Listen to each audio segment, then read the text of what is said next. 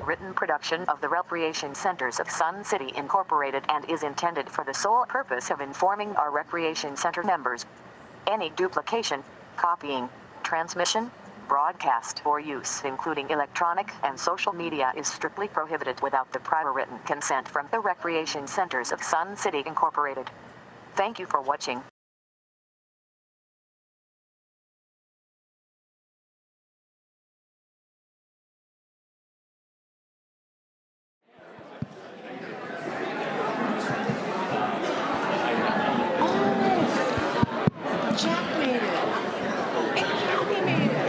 Ladies and gentlemen, before we officially get started, maybe just one announcement here is this is mainly going to be a slideshow tonight, so make sure you're someplace where you can see one of the screens without getting a crook in your neck. Now might be the time to make sure you're seated where you can see things clearly. And so good evening, and want to rise if you can, and we'll do the Pledge of Allegiance. Pledge allegiance to the flag of the United States of America and to the republic for which it stands, one nation, under God, indivisible, with liberty and justice for all. Thank you.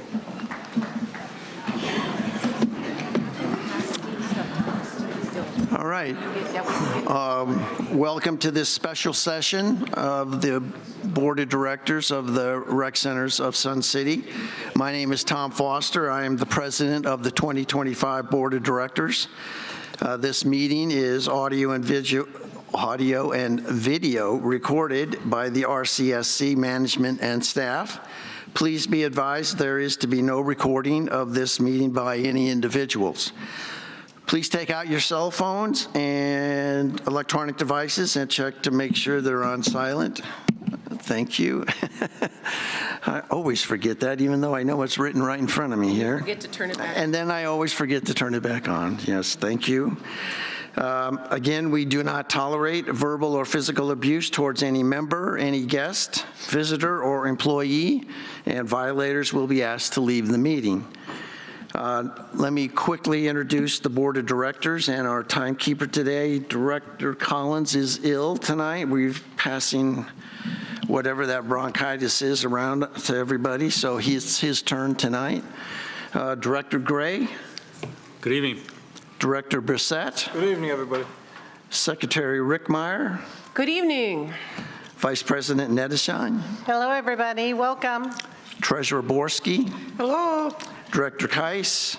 Evening. And Director Ruff. Hello. And our timekeeper will be Secretary Rickmeyer.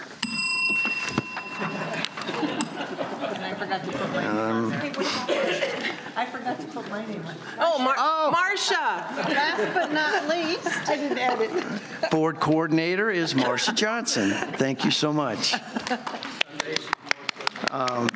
Yeah, she should get a standing ovation because she is awesome. Honestly, she keeps this place running. Her command of all of the little pieces of agendas and software and meetings and schedules is, in fact, you should get a life, Marcia, because you really have spent way too much time doing this kind of work. But we really appreciate it and thank you wholeheartedly for those efforts.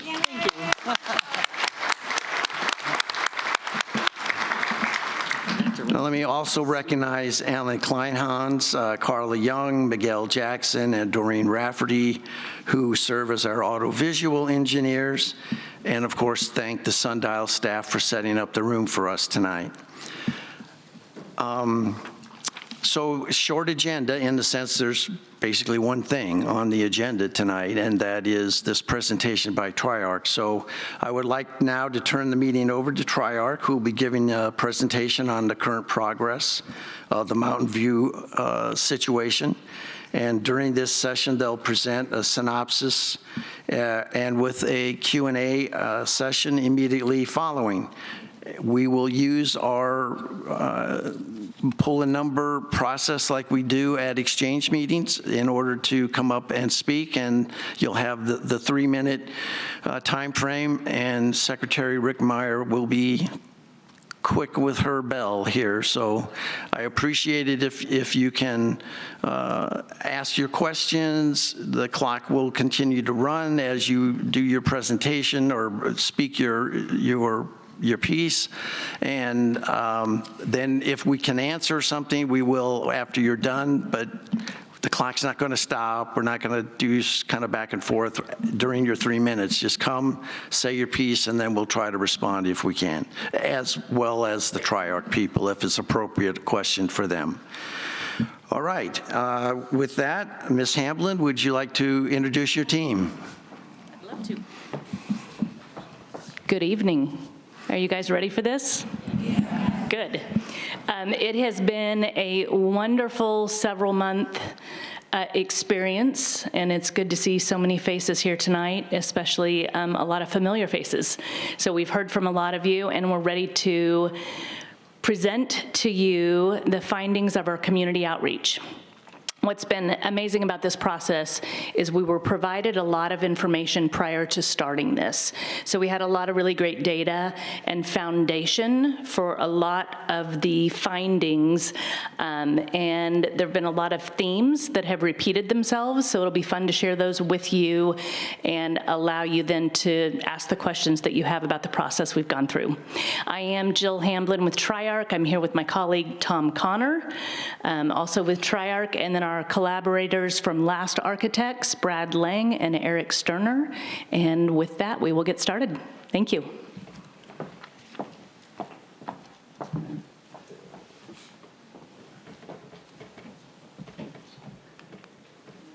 Oops. Perfect. All right. Hi. Thank you, everyone. My name is Brad Lang. I'm with Last Architects. And as Jill said, this is a really fun moment in the process where we have collected a series of data points, and we get to now share what we have found in terms of the findings, the guidelines, the themes, and other important aspects we've learned to move us forward on the Mountain View renovation project. And so what you're seeing and what you're going to hear today is the collection of a multitude of studies, of efforts. Jill mentioned the community outreach effort that we undertook. I'm sure a lot of you participated in that. We were at a multitude of your events. We had our online survey. We had our open house. But also it is, we had a facilities assessment report that we're going to share with you today as well that was happening in conjunction with that effort. We needed to really know what the status of Mountain View was in terms of its deferred maintenance, in terms of its basically its condition, and we get to share that with you today as well. We also, as Jill mentioned, build upon previous efforts that you undertook with ASU, with your SAC group, and we wanted to make sure that none of that work was thrown by the wayside. We wanted to build on it. We wanted to see if we were reinforcing ideas that had already occurred, if any new ideas came forward. But we have this really exciting synopsis, and we're excited because we saw a lot of general themes that were really strong. It wasn't like there was a very clear kind of way forward, and we think it's going to serve as a very strong foundation for the project as we go. So today we're going to talk about community outreach. We're going to talk about mission and values of Sun City, the facility assessment, and of course the engagement and the usage data that were given by the board and through your previous efforts. If we can adjust the slide a little bit, I would appreciate it. Up, please. A little more, a little more, a little more, a little more. Perfect. Thank you. So First and foremost, let's talk about the outreach effort that we undertook. As we began this process, it became clear that we needed to get to know you and your community better to inform us on how to move forward with the Mountain View project. We are aware that we are not the first group that has taken on this effort, but we are determined to be the last group and make this happen for you. We know that we need to get this done, and this is an important part of that process. So our community outreach, as mentioned, consisted of 6 in-person events, the online survey, the open house at Mountain View, and it resulted in about 3,000 data points based on 5 very broad visioning questions that we had asked the community. We had asked the community, and Eric, my colleague, is going to get into it in more specifics, but really we wanted to get at the heart of your community, your values, and how we can create a framework for this project moving forward that imbues those values. On the right, I think it's important to know that community engagement is important to this process throughout the renovation, design, and construction.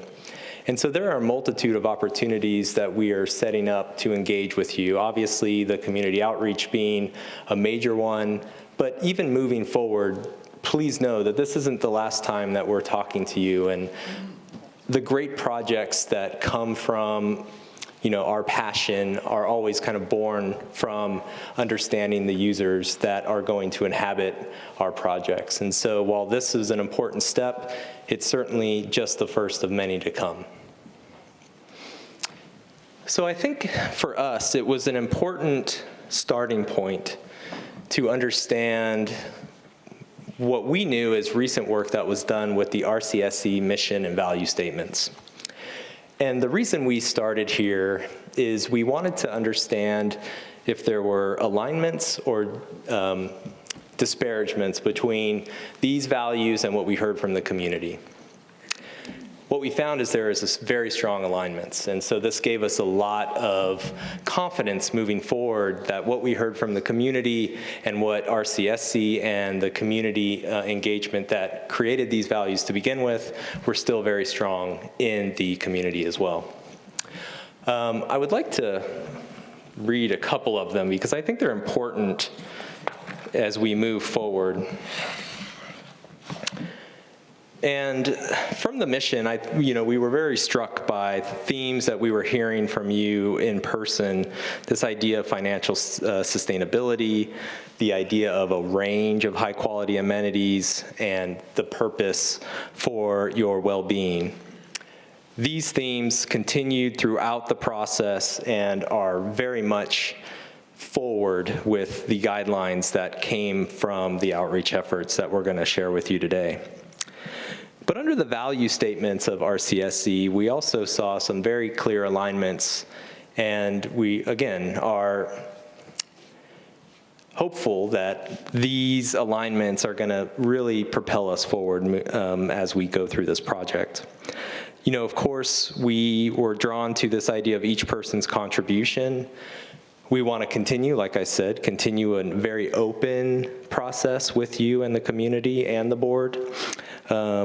This idea of not only maintaining amenities, but improving them and making sure that they are modern and attractive standards. And then, of course, this idea of data and technology to assist in decision-making. I think this is one of the key points, is that while some of our approaches are very analog in their approach, right? We come and see you and we write on Post-its and we take those Post-its and we understand what everyone is saying and record all of that information, but also this idea of digital surveys, online sharing, videos, other more digital methods to share updates with you. And we're going to take advantage of all of that, and obviously it's important to you as well. And this idea kind of embedded in these values is making sure that the decision-making process is transparent and that it is based on data and the reality on the ground that we're seeing. This is not about anyone's pie in the sky idea. We want a very grounded project that solves some of the problems and issues that currently reside at Mountain View, being an older property, and moves not only the recreation center forward, but the community forward as well. And that gets back to this last point, we plan for the future. And we agree. Like I've said in this forum in the past, we are great at imagining futures for you, and that's the skill set we bring to this process. I think it's important from this idea of transparency that you know that every data point, all 3,000, have been captured in a book, which we handed out to some folks today that is going to be available at all of the RCSC sites. But I think, and I hope if I'm stepping out of bounds, will be available online as well as a PDF. Thank you.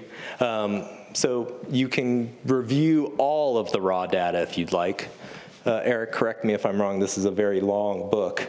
200, 300 pages, something like that? 300 pages. So if you are having trouble sleeping at night, feel free to crack open the community outreach data synopsis PDF.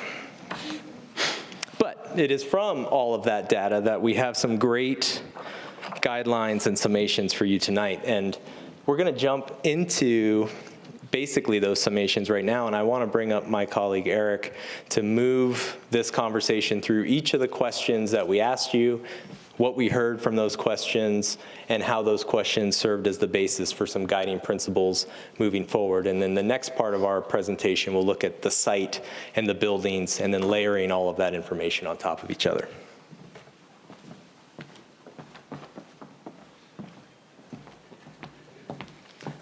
Well, good afternoon or evening, whatever you think it is. My name's Eric Sterner with LAST. And as I look out, I actually see a lot of familiar faces, which I'm glad to see. You met us at the 6 events that we were at with you. And it's also important because the next 5 questions that I'll be reviewing with you were your words of what we heard from you at those outreach events, as well as the 3,000 plus data points from the online survey. And all of that, again, can be found in that booklet that Brad was just describing. So what I'll be going through, and you'll have to bear with me, I'm going to be looking down a lot because even my eyes aren't that great to see these screens. So I'll be reading from the booklet, but the booklet in front of me is the same that's up on the slides now. And we asked 5 questions, and some of you voiced to us when we came and met with you that these questions sometimes were silly or you didn't understand the point. And we didn't tip our hat at the events of exactly why we were asking these questions. But have no doubt, I'll let you know why now. But it was really the underlying theme of all of these questions, regardless of the true value of each of them, was to get the voices of the many over the few heard. And we find that really important because what we are trying to do is decipher and distill the need versus maybe the greed that we've been hearing in the past. So it's about the many, not the few.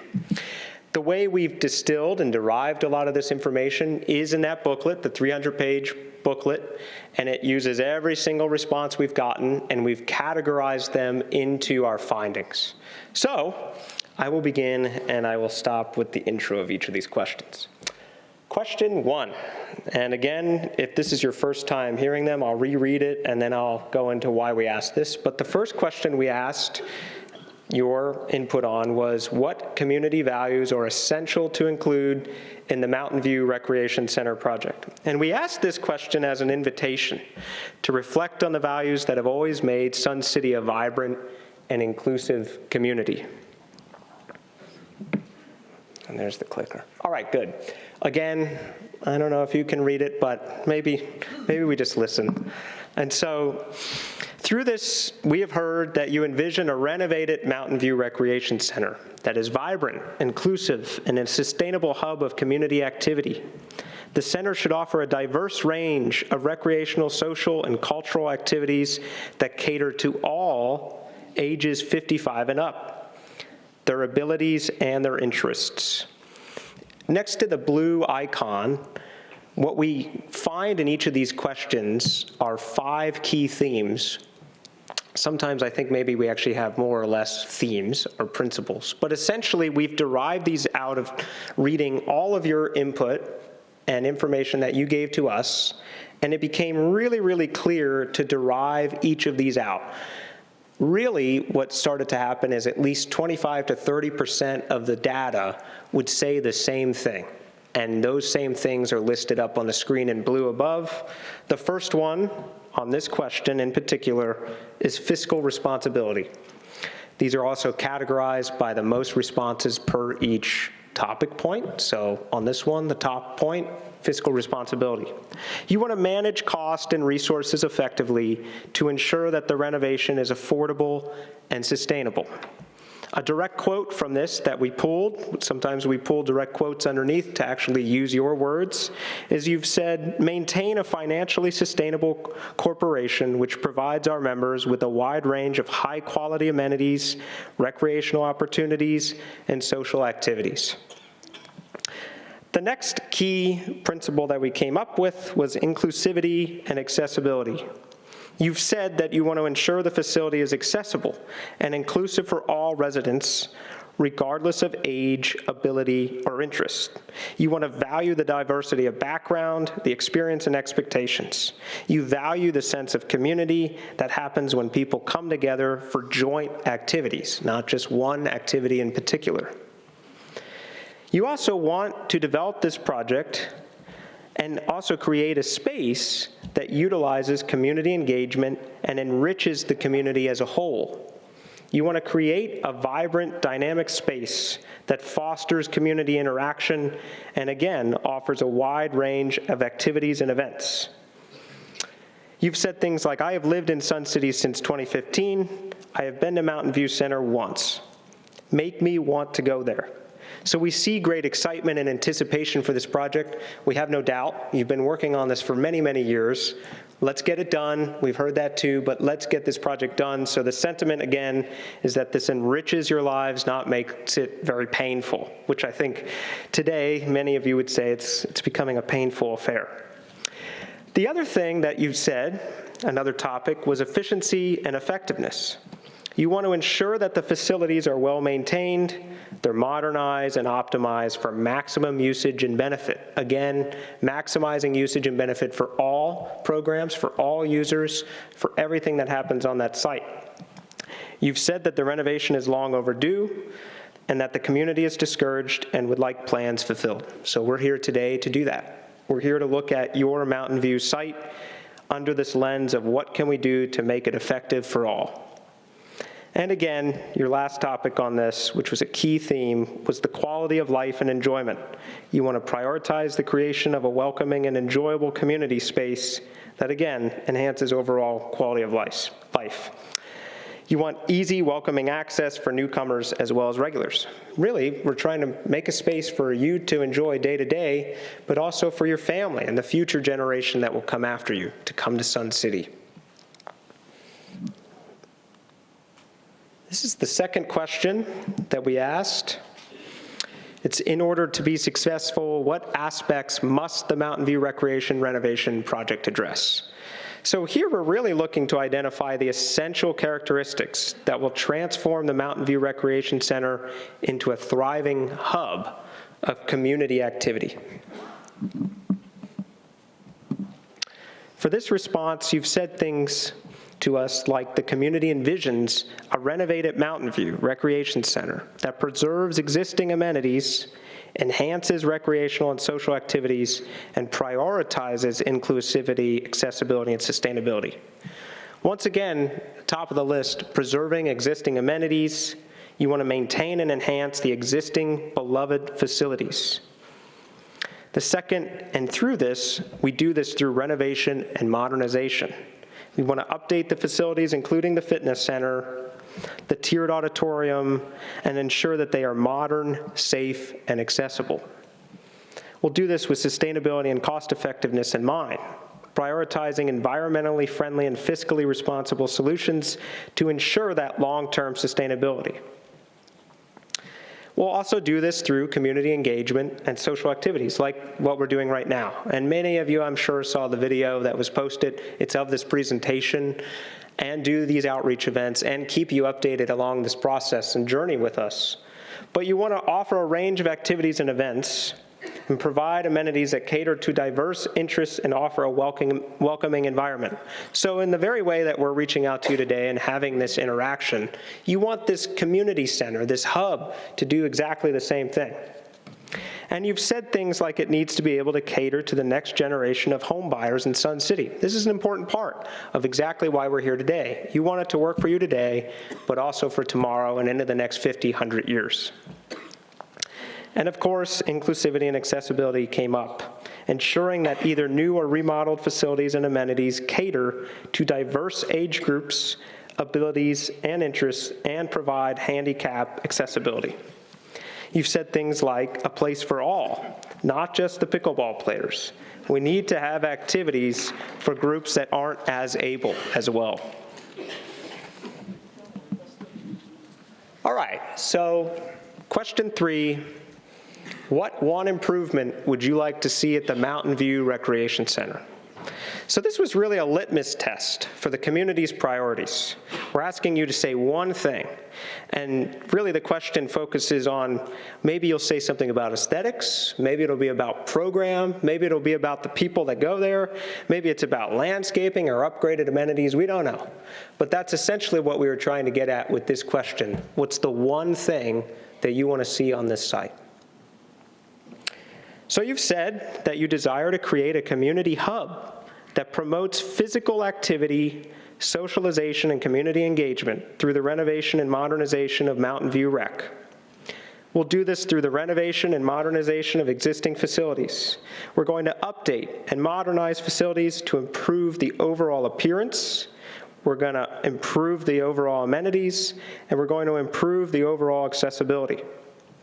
You've said that you want everything updated and to be safe and in working order. You've also said that you'd like to improve the existing pickleball courts. You've talked about increasing the number, you've talked about improving the surfaces to provide that maintenance, and you've talked about shade. You've also talked about the renovation of the existing Performing Arts Center. You've talked about renovating or rebuilding the PAC with the modern amenities, the improved seating, the sound, the stage facilities, and you want to ensure the accessibility and comfort for the patrons.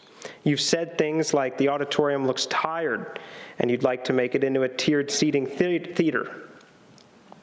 You've also talked about your pool and the enhancement of the pool and the aquatic amenities that are there. You want to improve that handicap access. You'd like to add that outdoor spa, and you'd like to provide shade structures around the pool, creating a modern resort-style pool area. And we do have to say, that area around the pool really could use some shade, because the sun's brutal.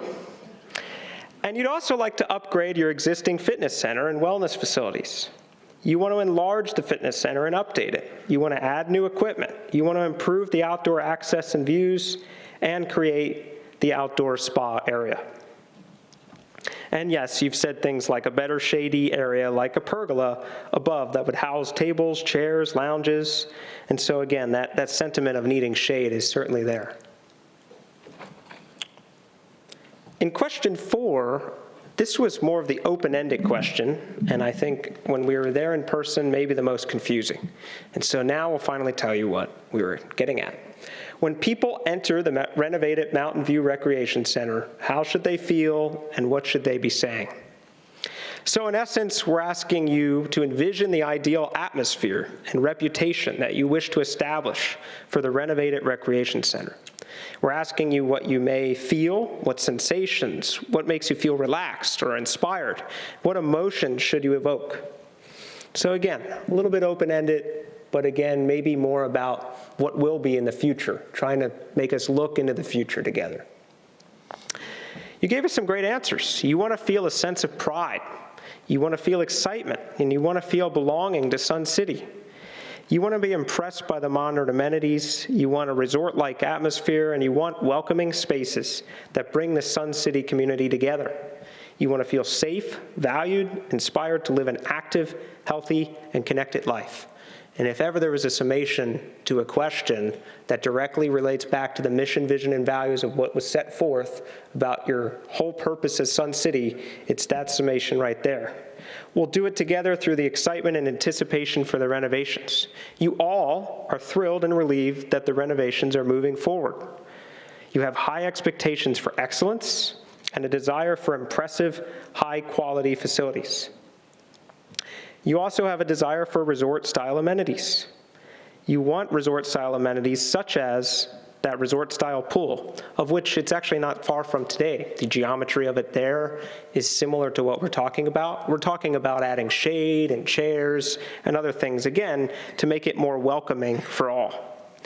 You also want to include those modern amenities and create overall a welcoming and beautiful atmosphere. You also want a sense of community pride and ownership. You want to feel proud of this recreation center and be able to show it off to visitors with a sense of ownership and belonging. You understand the importance of safety and accessibility. And we mean that in two ways. We talked a lot about accessibility based off of one's physical accessibility, but we also talked a lot about the fact that these centers are changing because the way that someone lives today as 55 and still working is much different than it was 15, 20 years ago. So we need to be thinking about that in terms of accessibility.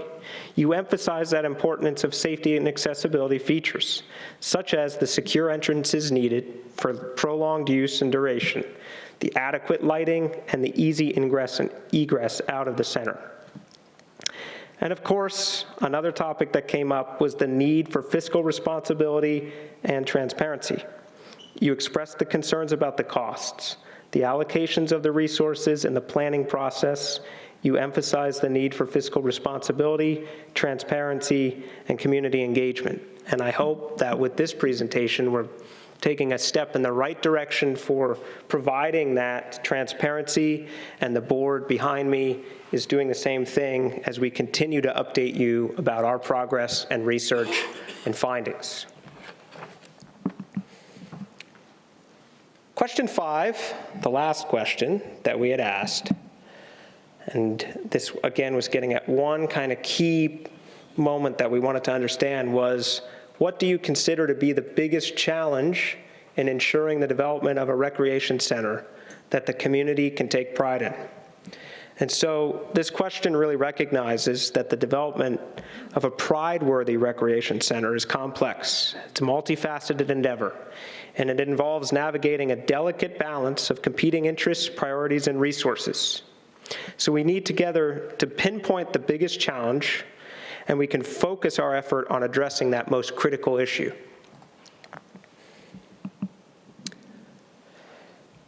So you have said that you are empowered by the shared vision for a vibrant and inclusive community, and you acknowledge that there are challenges that lie ahead, including overcoming resistance to change and innovation, ensuring transparency, accountability, and data-driven decision-making. We want to ensure that transparency, accountability, and we want to manage the influence of special interest groups and preserving Sun City's identity and image. We'll do this by improving decision-making processes and address the RCSC board and implement a process to make timely decisions by establishing clear decision-making protocols, ensuring that transparency, and encouraging collaboration amongst the board members. You've said things like getting the community to accept that everyone cannot be pleased by the plan that is developed, and secondly, getting the board to pass the plan in spite of not being able to please everyone. And so again, we're trying to derive this data to understand the need and not the greed by the select few. We want to enhance the engagement and communication, like we're doing today, by fostering open communication between the design team and the residents through regular updates, town hall meetings, and online forums. We really do want your data, and I think the data is driving a lot of this information, and we really hope that you do look at that 300-page document to hear what others are saying about these centers. Because to get to this point, I'm doing like the Cliff Notes summation. There's a lot more to a lot of these points that if you really want to, and you want to go to sleep, you should read. You want to balance the competing interests and develop a prioritization framework to balance the needs and wants of various special interest groups, such as the pickleball enthusiasts, while ensuring that decisions benefit the community as a whole. You've said things like, don't try to satisfy everyone. Come up with an affordable budget and apply the upgrades to activities that maximize participation for all. We want to address those financial concerns and develop a comprehensive financial plan that addresses budget constraints, ensures cost effectiveness, and provides transparency into financial decision-making to alleviate the concerns about overspending. You've said things like cost. Of course, the change in leadership creates loss on continuity and long-term project planning and management. So again, we really want to right-size what's going to be best for today, tomorrow, and what Mountain View needs to be successful in its neighborhood, creating a neighborhood community hub through the most fiscally responsible way that we possibly can to apply to the masses of Sun City. And we'll do this together through fostering that collaborative leadership, ensuring that the RCSC board provides strong, responsible leadership by promoting collaboration, trust, and cooperation amongst the board members, and by encouraging community involvement in the decision-making processes. And that's exactly what we're doing today and will continue to do as we continue on this journey of this project.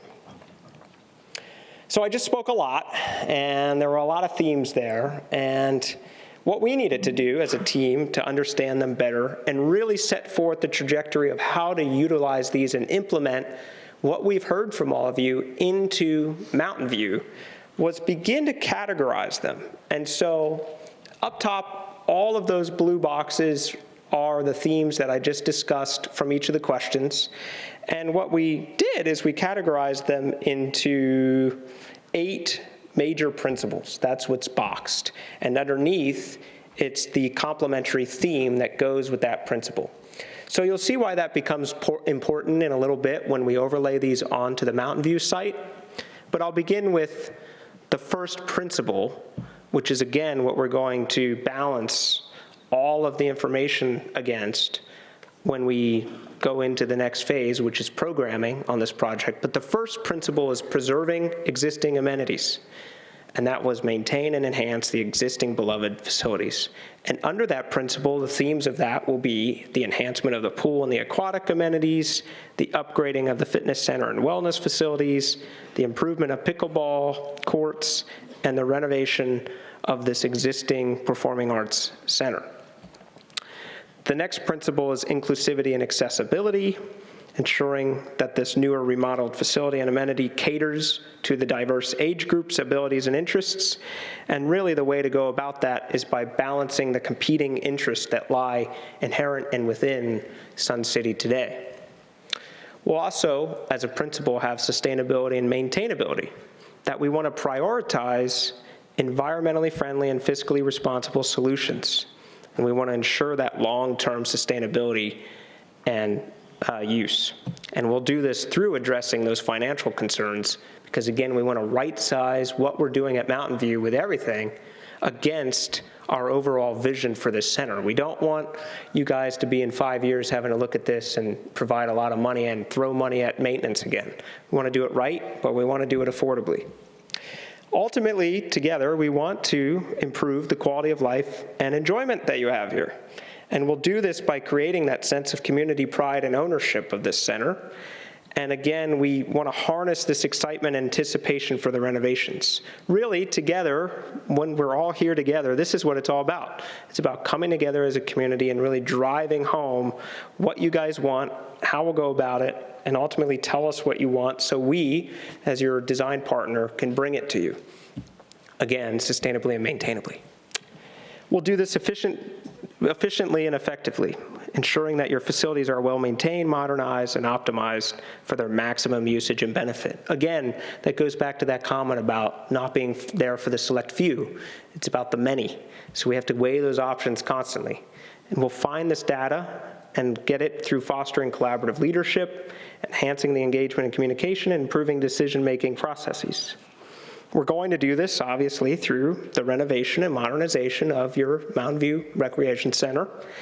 We're going to update your facilities, including the fitness center, the current PAC building, and ensure that they are modern, safe, and accessible for all. And again, with that layer of those resort-style amenities, we're going to talk about improving your outdoor activities, providing shade, updating your pool, and providing, again, those modern amenities that are welcoming and beautiful. But again, fiscally responsible. And we'll do this being efficient and effective. And I realized that I didn't click onto this slide, so I don't know if you were following me. But hopefully I was verbally clear. So again, efficient and effective is the top left. The renovation and modernization is the other principal box below that. And fiscal responsibility is that top right one. But again, I can't read it from here, so I don't know if you guys can. Okay. Next up, I'll have Tom come up and talk to you, but just understand that from each of these principles, they're not going anywhere. We're not going to ignore them moving forward into the presentation. We're going to use these now, these principles that I just laid out for you all, based off of the data that you provided us to make decisions about Mountain View Recreation Center. Tom. Thanks, I'm Tom with Triarch, and let's see, where's the clicker?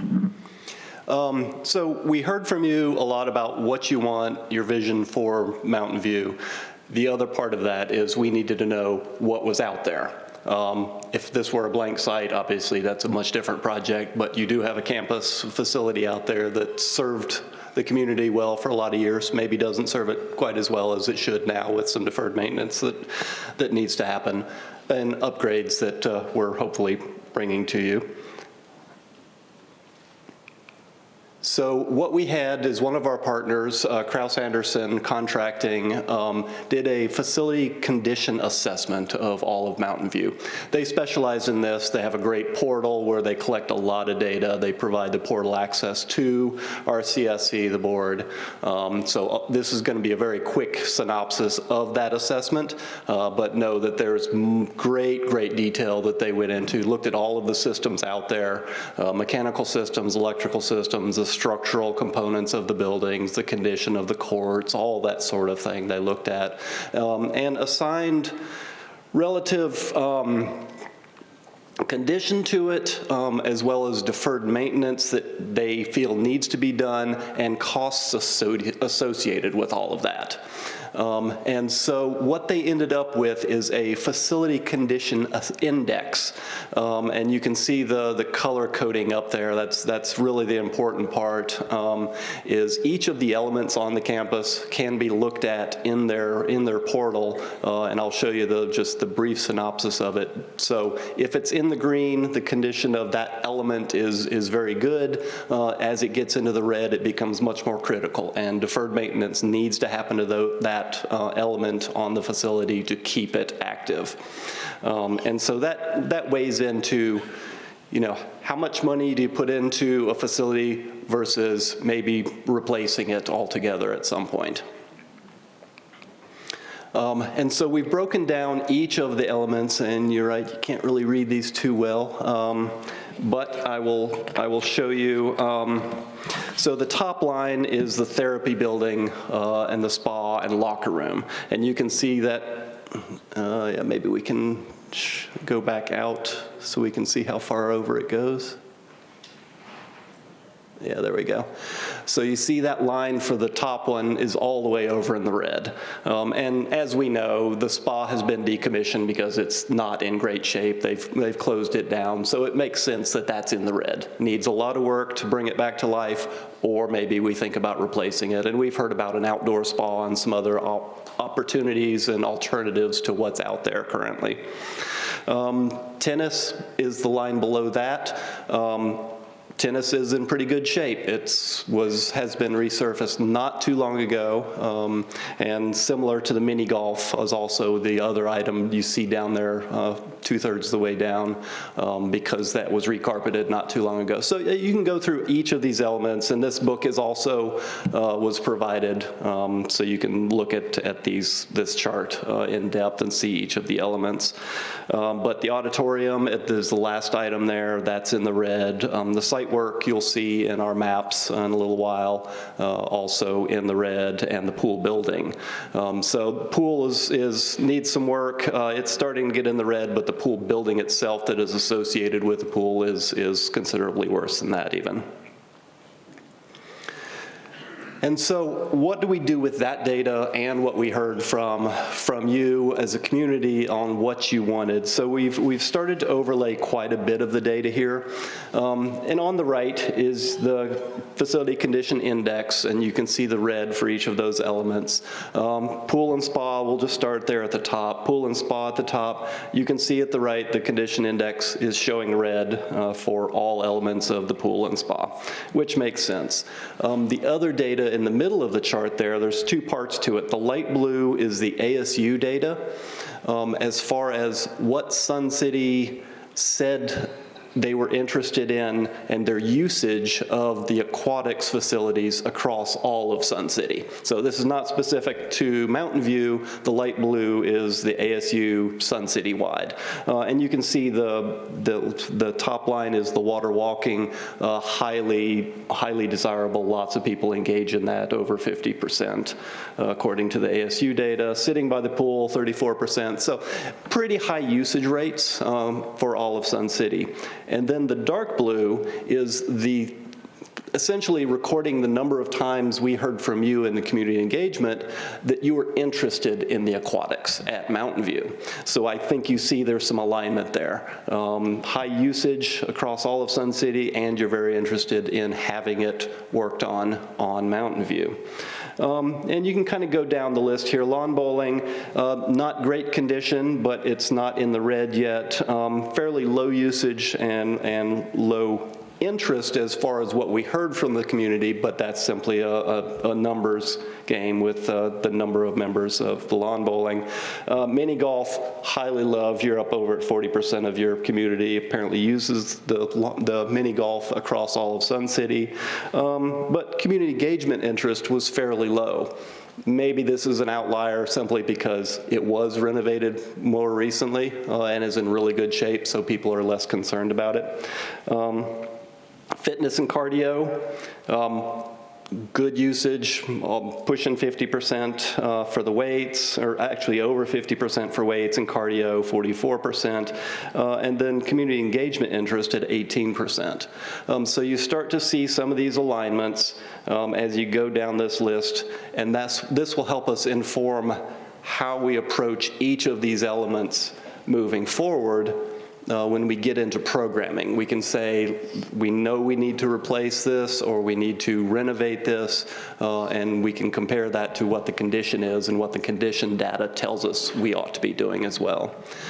So with that, we will jump into map and go item by item, area by area. We'll look at the auditorium, the pool, the courts, all of this, and get in more detail on all of that. I get to come back, so I'm excited about that. A quick aside, I've been thinking, what is the best way to talk about and explain what a facility condition index number is? And I started thinking about, because this happened to my business partner recently, automobiles and repairs on your automobiles. So I think it's pretty easy to imagine if you have a car that's worth $20,000 and someone tells you you need $15,000 worth of repair, you're gonna start thinking about getting a new car. That's what facility condition index really is talking about, is how much repair work has to go into this element, and what is that element actually worth in terms of its dollar amount. And so when Tom is talking about red, he's talking about an element that has a lot of deferred maintenance relative to its worth. Now, just because we see red doesn't mean we're demolishing it or getting rid of it, but it does mean that we have to have a serious conversation about that element and what it means moving forward. And so as Tom mentioned, we wanted to take all of this data and not just look at it from a kind of spreadsheet point of view, but also look at it from the actual Mountain View site. And so what you're seeing here is an aerial view of Mountain View as it exists, with each of the elements that the facilities condition report looked at, outlined, and that facility condition index number overlaid. You see a lot of red, and that's because, and again, to no one's surprise, Mountain View has a lot of maintenance and needs that it requires, and that deferred maintenance for a time didn't happen because we knew that we were going to be doing a renovation to the site. But there has been, and there is, some elements on the site that are in very good condition, and you can see that with the mini golf and the tennis courts, and then you can see others that are just starting to get off of the green and into the oranges all the way to the red.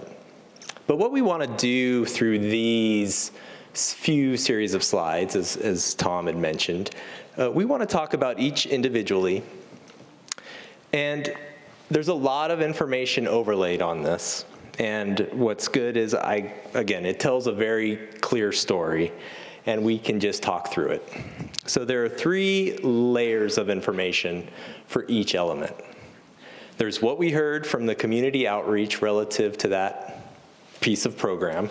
To start, we're going to talk about the pool. There's what the usage data has told us.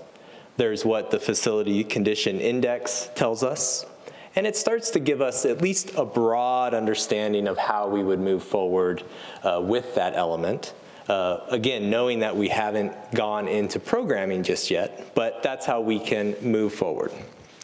So looking at the pool specifically, if we were just thinking about what we heard from the outreach effort, you heard the word resort-style amenity a lot, and again, that is captured here.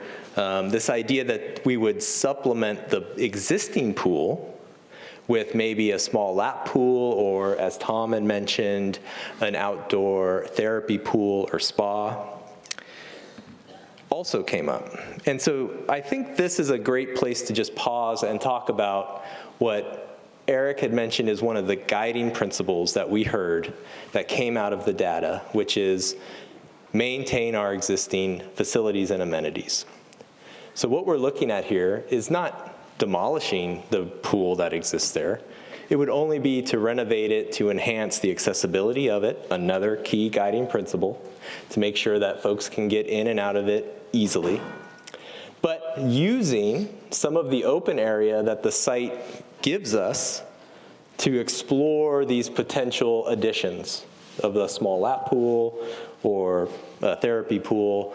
Again, being that the guiding principle was do not remove anything that exists in terms of an amenity. So it has a pool now, it's going to have a pool when we're done with it, and that's key. So Tom had mentioned the interest and the usage data, all very high for the pool, and I agree. It's a beautiful space, it has ready to be enhanced, and so if you look at those pieces of information, we get a relatively poor facilities condition score, but we have high usage and high interest, and so really moving forward, it's about devoting those resources to upgrade and enhance this element. Moving on to the next element is the fitness building, the therapy building, and a little bit of the entryway into the site itself. You can see a little bit of that building is in better condition. The therapy side of the building is in pretty poor condition. But again, we have these 3 layers of information, the information of the facilities, the information of the community outreach and what we want to achieve with these elements, and then finally, the usage and interest as well. Fitness is another very high interest piece of this puzzle. And it offers us, again, some amazing opportunities moving forward. For instance, if we, again, think about the guiding principles about enhancement, preservation, we can use some of the open area in the pool to move the therapy pool, the spa pool out, and then start to use that space as a means to expand fitness and expand the outdoor amenities that are adjacent to it. We have a few very key moments on the Mountain View site where it is underutilized, meaning there's not an existing amenity outside of maybe a picnic table or something to that effect. And so one of those areas is to the right of the therapy building and gives us a very good opportunity to explore expansion of services and amenity, and also the connection to an outdoor area so that you can have that indoor and outdoor relationship that we heard through the community outreach. I think another kind of key moment, and this is overlaid in a few of the elements, not only in fitness but also in the site, is this idea of creating a larger kind of walking path or area for people to engage throughout. So again, to sum up, for this element, we have fair to critical condition, again, in this FCI world. And we have very high usage and some pretty strong interest. So again, this is a key piece of program to devote resources to and to upgrade and to enhance. The auditorium. The auditorium clearly, I'm not understating, is a very kind of big piece and star of the conversations that we've had since we've begun this journey with you. And some of the interesting things that we've learned through this process, especially with the guiding principles of preserving existing amenities, the idea of providing efficiency and fiscal responsibility, it becomes clear through those guiding principles that the auditorium needs to remain at Mountain View. Why do I say that? Well, it's there now. Building it somewhere else would be probably more expensive in the long run. And the efficiency of getting this done and getting this amenity ready for you is all wrapped up in doing it with the rest of this work. And so something that was very contentious, the auditorium space, becomes less contentious when we have this framework of a shared dialogue of guiding principles to lead us forward to make decisions in a very confident way. Now, there are still questions, and we, again, are just at the beginning of this process in terms of the specifics, but in terms of some of the specifics, we've heard the want of a tiered floor. We've heard the want of making sure that any auditorium space is usable by a multitude of groups that will serve many people in the community. We've had an opportunity to learn just how many groups and people would use a space like this. And so when we get into the programming phase, we'll be able to start to dial in exactly what that means for a tiered auditorium space for not only Mountain View, but to add to the overall amenities to your community. This would be a new enhanced amenity that is currently not in your community. So again, if we looked at a course of action through the summation of those three lenses, we have a poor condition.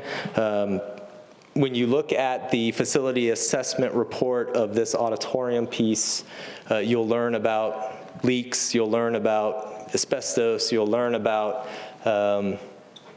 basically systems, and by systems I mean HVAC systems, electrical systems, lighting systems, AV systems that are just have run past their life use and are ready for being upgraded and moving you into the next phase of Mountain View's life. So we have the condition. We have considerable usage from the usage data points and the usage ASU study, and then we had considerable interest from talking to you throughout the community. Yes, some of that interest was of worrisome of what we are thinking or doing, and some of it was, let's go, let's get this done, we've been promised this a long time, it's been too long. And so that interest is there. Through the guiding principles, I think we have a really strong way to move this piece of the puzzle forward.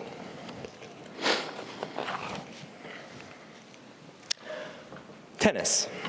This is this again brings an interesting conversation to the forefront for us moving forward.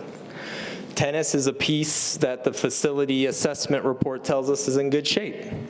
And that's great. And again, the guiding principles of preservation, of fiscal responsibility means that we have a piece that could not necessarily need a lot of financial resources put to it. But again, if we look at the overall discussion of condition, usage, and interest, a conversation emerges. So we have tennis, we have a hard court, but we have low usage from what we've heard at the ASU data, and we have some interest from our community outreach. And so there's a series of questions that we can start to ask in our next phase of programming. Are there other hard court sports that we could use here?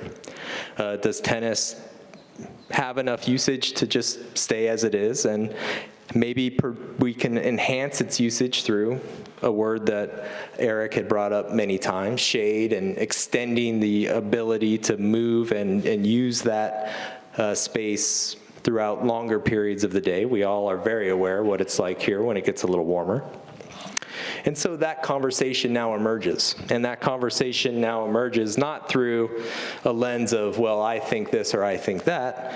We have basically 3 reports. A report that tells us about the condition, a data report that tells us about the usage, and the community outreach that tells us about the interest. And so we have this really great way to have a conversation about it's either maintaining it and enhancing it as an element or potentially repurposing it. But nothing's been decided on that front, but I think that's an interesting conversation that emerges. Pickleball. Pickleball was a very high interest element, and we know there are a lot of players, and it's a very popular sport. The court itself is in need of some deferred maintenance, and the ideas about A, its interest, B, its use, and C, its condition really makes it clear that we can do a couple of things here. Of course, we can enhance it and maintain it as the guiding principles tell us. We can also look similarly as we did with tennis, ways to extend its usability through either shade or through other elements that allow people to use it more often. Or we can even have that conversation about, given its high usage and tennis's low usage, how do you navigate the two? Again, that could be an interesting way to move both of those ideas forward.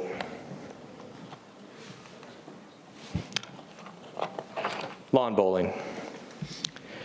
Lawn bowling currently is in fair condition, and again, through our guiding principles, this idea of preserving and maintaining amenities, we have this notion to give it the deferred maintenance it needs so that it can continue living its good life here at Mountain View.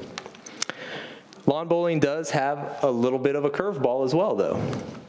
The usage rate was, we found, very low, again, through the ASU data reports. Now, all it's saying is that we have to have a conversation, because a low usage lawn bowl versus the cost to maintain it versus, I don't know, something that the community wants there is all part of the conversations that we can have in programming. But it's an interesting one, and it's one that the data starts to bear out for us.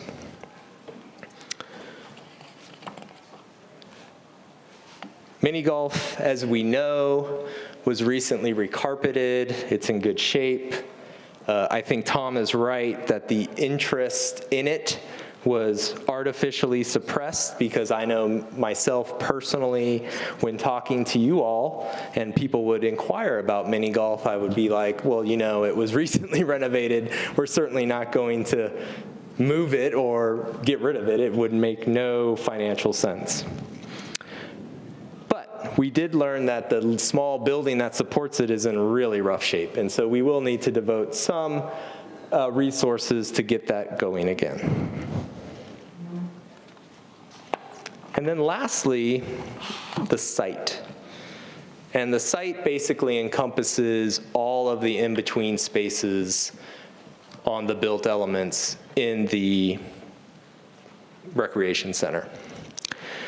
Now, not only is the site in pretty poor condition from a facilities condition point of view, the Kraus-Anderson team went so far as to say, actually, the asphalt is basically to a point where it just needs to be replaced. I mean, it is beyond saving or resealing at this point. So we know that some of that work will need to happen. We also know that parking is an important part of any recreation center that houses a large community program like an auditorium space. We need to make sure that the parking is going to support those types of events. And what we do know from our analysis is that, yes, the parking does support the usage of a tiered auditorium space on this site. So again, it goes back to the financial responsibility piece, the efficiency piece, and the preserving the existing amenities piece. Given that the auditorium remains on this site, we're not having to build extra parking to support it somewhere else.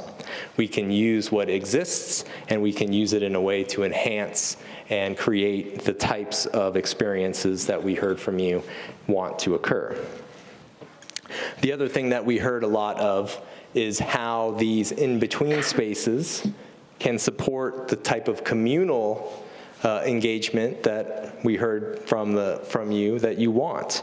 And that means enhanced landscape. It means the types of social infrastructure, benches, places to sit, tables. It means landscaping, shade, trees. But it also means all of those things through the lens of something that is easily maintainable and remains easily operational for the Mountain View Recreation Center. And so we get this picture that emerges of the existing amenities on site, the level of investment needed in those amenities, and the openings that the usage data, interest data, and facilities provide to have discussions about the level of maintainability or the level of evolution to occur on some of those elements, especially the flat surface outdoor sports, which, again, is part of what programming as a process will entail. A lot of text, very small, but it's basically a summation of the previous 7 maps. And really what you're seeing is actions on the right. And if we were to sum up those actions, the most prevalent terms are enhancements, upgrading, consider enhancements, maintain, some small ideas of replacements because of the condition that they're in. But really, we see that as a path forward, given these key principles of preserving, renovating, and modernizing, sustaining and maintaining, and being inclusive and accessible, fiscal responsibility, efficiency and effectiveness, and quality of life and enjoyment. So, this is the last slide. It's exciting. How did we do on time? I'm going to check. We went a little over. All right, I apologize. But what does this mean for us moving forward? I think the key takeaways for us in this process is that we found very strong alignment between these 4 methodologies: the RCSC mission and values, the community outreach respondent interests and priorities, the Sun City community's amenity usage rates, and the Mountain View Rec's condition and maintenance needs. So we found strong alignments that help us craft basically a framework to start the next phase of this process, which is programming. And I know programming is an industry term, and basically what it means is to start diving into each of these elements and each of these functions in a more detailed way. But we now know who to talk to. We now know that we need to talk to folks who are using a tiered auditorium space. We need to talk to folks that are interested in the aquatics. We need to talk to folks that are interested in the court sports. We need to talk to folks that lead fitness and therapy efforts. We need to talk to the lawn bowlers. So with that said, we now have a kind of clear picture of who to talk to and how to begin crafting the next document, which gets really into quantities, sizes, things that are kind of more tangible in terms of dimensions and amounts. And what's really fun about that part is with that type of data, we can then look at our Krause-Anderson teammates, and we can start having them put some conceptual pricing to those elements. Now, what does that mean? It means that we can start having this next layer of data of cost and start to use that layer of data to, again, enhance our decision-making process so that it's based on data, that it's based on fiscal responsibility, that it's based on the resources available to the community. And so we're excited to get started on the programming phase. And with that, I will open it up to questions. And again, thank you for having us here. We really enjoyed being able to speak to you in person. Thank you.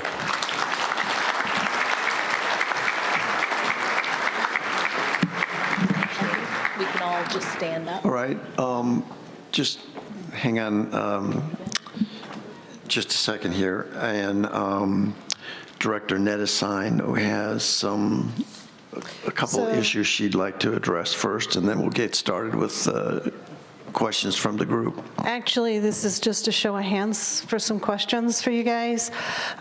Just takeaways from me from sitting here and being part of this presentation.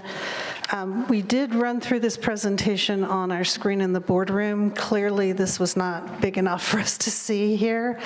So my question to you guys, with a quick show of hands, slides with less information but larger font, would everybody agree?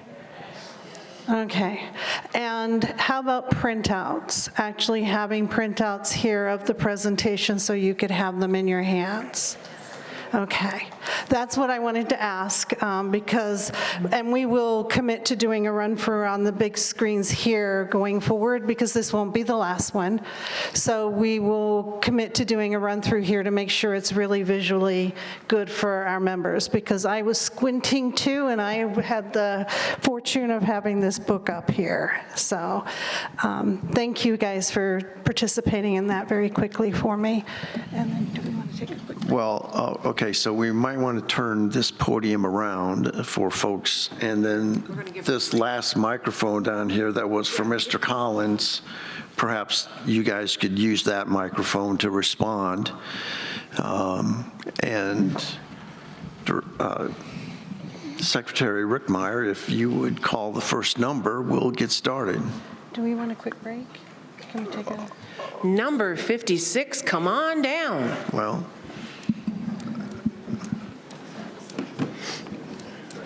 '56, Jim Kepler, 127409. Before I begin, I'd like to give a tribute to a Paul Simon song. Hello, board members, we meet again, discussing Mountain View yet again.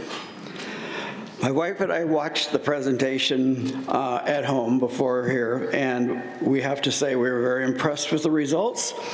But having said that, we've been down this rabbit hole before. I would like to remind everyone the board was directly or indirectly responsible or partially responsible for 4 other board members quitting before their term had expired. an event that probably has never happened in Sun City since its founding. My wife and I were so disillusioned with this group, we even refused to vote for any of you this time, first time in 11 years. And by looking at the total count, apparently we weren't the only ones. 6 years ago, we were presented with the same challenges we have today. Fix the pool, build a performing arts center, add more pickleball courts where the tennis courts are now, and expand the exercise room. The usage data from 6 years ago showed the usage of tennis courts were low and nothing has changed. Any pickleball court will be used 10 times more than a tennis court.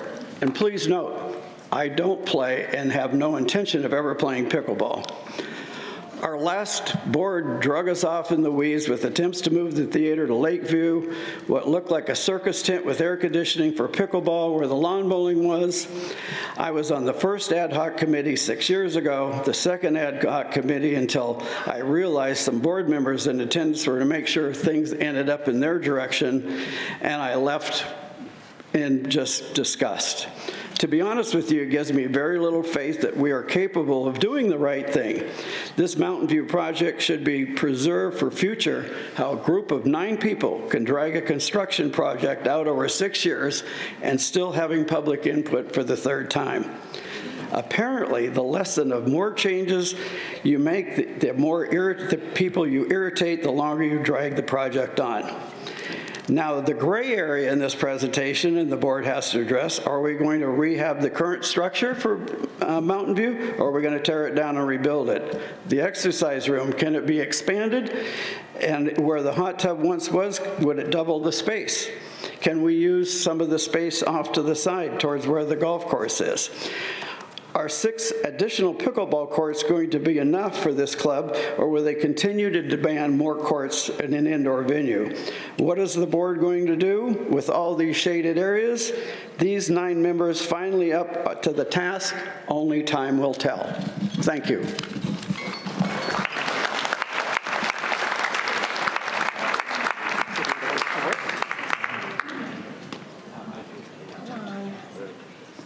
Okay.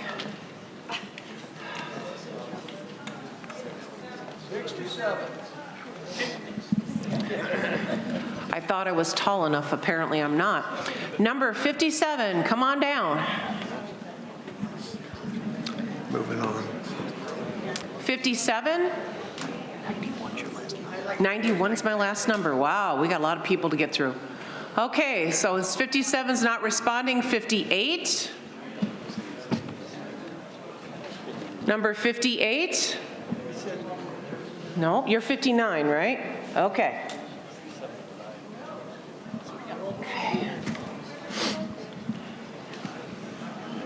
Go ahead and call 6061 and get us lined up. Guys, if you have the next 3, 4 numbers, please come down in the front. And then keep filing down as your number gets closer. Thank you. Anytime. I have my list. All right. My name's Mary Dolman Shopper, number 128442. Someday I'll remember that. Thank you for the presentation. I understand how much work goes into stuff like this, yes. Okay, from the top. Disabled parking hasn't been mentioned. That's probably too deep for the presentation that was done. But whatever there is now should probably be doubled. Okay. I was disappointed to see that one of the key elements is pickleball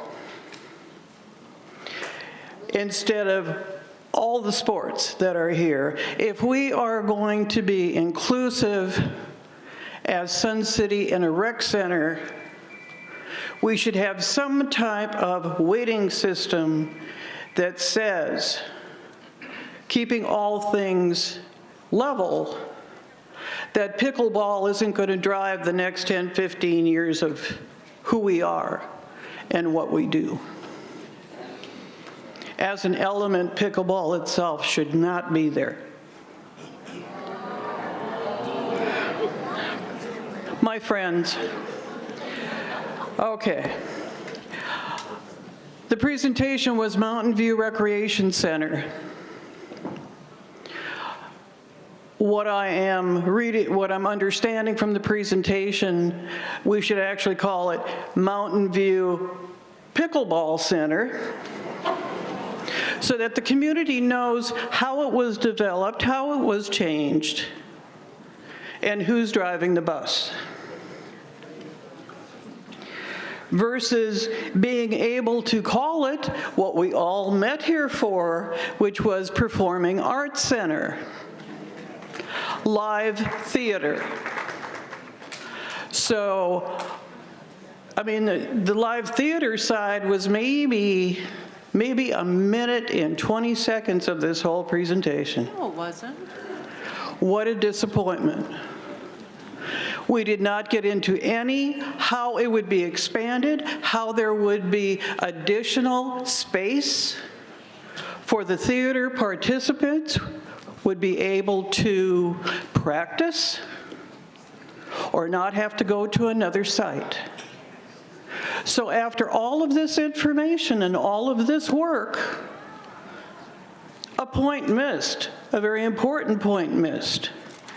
As far as the ASU study, throw it out because the definitions of what was in it was dated and wrong.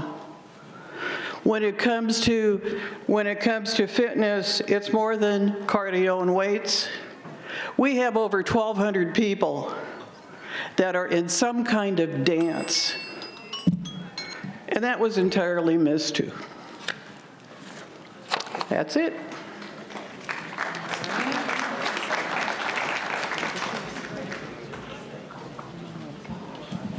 We're down 60 now. 60, please. Yeah? Oh, sorry. I apologize. If you can make it, because we have till like numbers 90-something, so please come, please talk, and let's get it rolling. You got your own mic somewhere. Okay, all right. Okay. 60. Well, but wait a second, did you? Turn it back and he'll turn you on. He turns you on. Thank you. Thank you for your question and comments. The only point that I would like to address is just a point of process, and that process being that you are correct. There is still a lot about the auditorium space, the outdoor sports spaces that need to be dialed in, but some key findings as discussed that the auditorium would remain at Mountain View helps us into that next phase. So yes, how we can support players and other groups who are interested in a tiered seating auditorium, how the spaces can support their performances, how the spaces can support the community, how the spaces can make sure that they are operating efficiently. All of that is to come, and we're excited to have those conversations with them. And if that point was not made more, I guess, forcefully, we apologize, but we have the auditorium as a major point and piece of this property. That's a lot of P words. Okay. Number 60? Is there a number 60? Okay, 61? Wait a second, are you 60, ma'am? I'm 61. Okay, so 61? Okay. Okay, first of all, I'm Lana Williams, 159495. I want to thank the board and Tom, Brian, and, Brad, and Eric from Triarch for an outstanding presentation. This is how you get things done, is by keeping us informed. We need to move forward without sacrificing the amenities that we currently have at Mountain View. If a shaded or indoor pickleball are in the plan, they should be multifunctional with the ability to switch out nets for, say, volleyball or tennis, and that way it would cover several sports in one big area, and that would probably make more groups happy. Okay, and the Players Club should be a priority. They have waited far too long. Okay. Interesting. About the ASU data reports, it's not telling the whole story. When I was in college, for getting extra credit in my marketing class, I did a whole lot of surveys, and a lot of things were missed in this survey. Like one of the biggest activities in Sun City is dancing, and that wasn't even on that, but I'm sure there's so many things that have been missed that you're going to be seeing and thinking about. Like the retractable, if they had seating in the theater that is retractable, then they would have the large space to give dancers another area if that's possible, you know, but like I said, the Players Club to me is the priority at this point. So anyway, thank you for your hard work. I really appreciate it.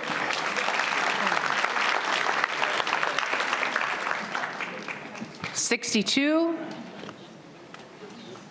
I found the right spot now.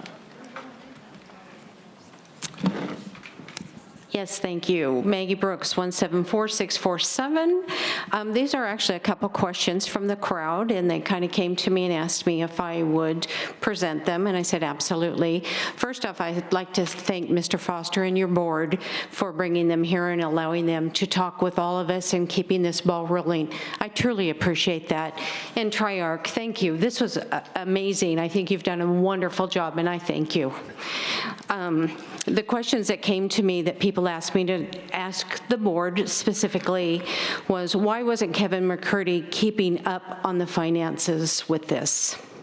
The second was, what is the total amount that RCSC has spent on design and engineering firms over the last 10+ years?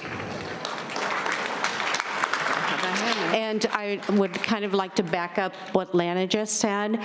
I'm the president of RTTY, and I do get bumped from this facility, and so my focus would be, where can I take my people, 300+ dancers? When I get bumped out of here, I would like to see more emphasis put on that auditorium, so it's more multi-use. I don't have an issue with your retractable seating, but I also know how much space that's going to take up when I'm trying to get a very large group in there for dancing. So thank you so much for listening.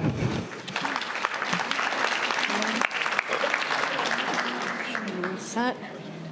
62, and remember, guys, if you have a number, get down. If you could come down here, just so we can roll quicker. Oh, she was 62. I apologize. 63. Pass. 63. Pass. Pass. 64. Wait a second. Somebody took the number. Okay, so are you 63 now? 63. 63. Real quickly, my name is Greg Engstrom, 37093. I've owned my property since 2002. Just a couple questions. Is whatever we end up with for the renovation of Mountain View, is it funded? Yes. Okay. So whatever they come up with, we're not going to say, oh, we can't afford that. No. Well, there's a budget, and they need to stay within that budget. Well, that's fine. I mean, that's one of their requirements. I get it. Okay, and when that decision is made, is it going to be a decision? Because we did this, the whole thing, everything they came up with has already been done in 2016 and 2017. Not criticizing anybody, but all of a sudden it fell apart. So if you guys say, yep, we're going forward, is that going to be it? Or do we get 3 new board members and then, oops, I don't think so. Well, I would say that we're trying to go about this in a different way this time, and I get the frustration. That I'm sharing that frustration. I've been here a long time as well.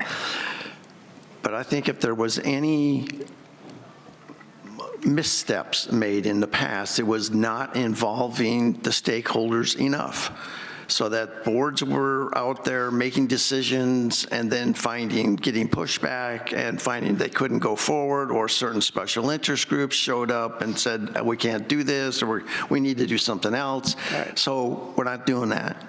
What we're doing right now is get your input as much as we possibly can. So it's imperative that you, as they go through this, what they call programming, right, that you give them that input, so that when they're sitting there saying, well, what about tennis?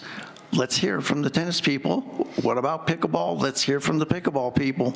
Right. How big should, if it appears from the information that you've given them so far, that the Packwood Theater, whatever term we're going to use there, would stay at Mountain View. Well, how big should that be? How many seats? What are you willing to do there? Yeah.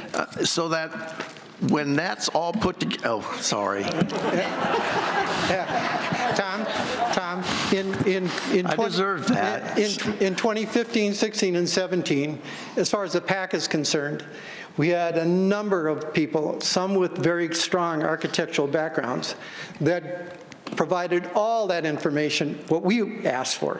So that still exists. But the most important thing is whenever it's done and we've come up with a decision, yes, this is what we're going with, that next year a new group of people don't come in and say, oh, gee, we don't like this, and we start all over again. Thank you. Right.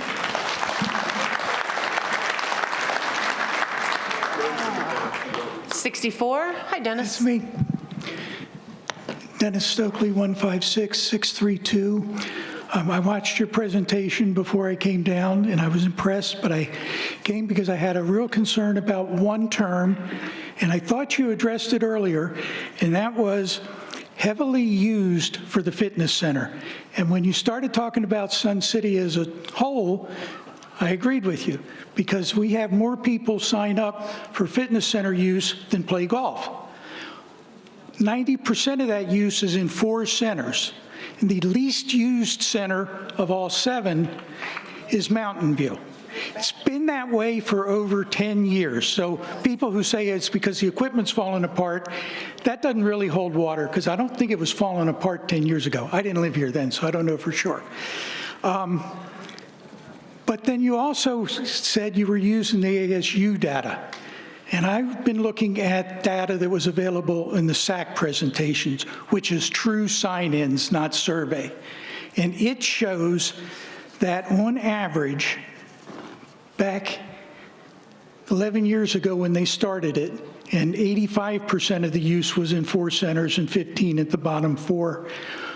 If we divide the annual back into weeks, divide by the 96 hours a week is open, we had a little over 3 people per hour signed into that fitness center.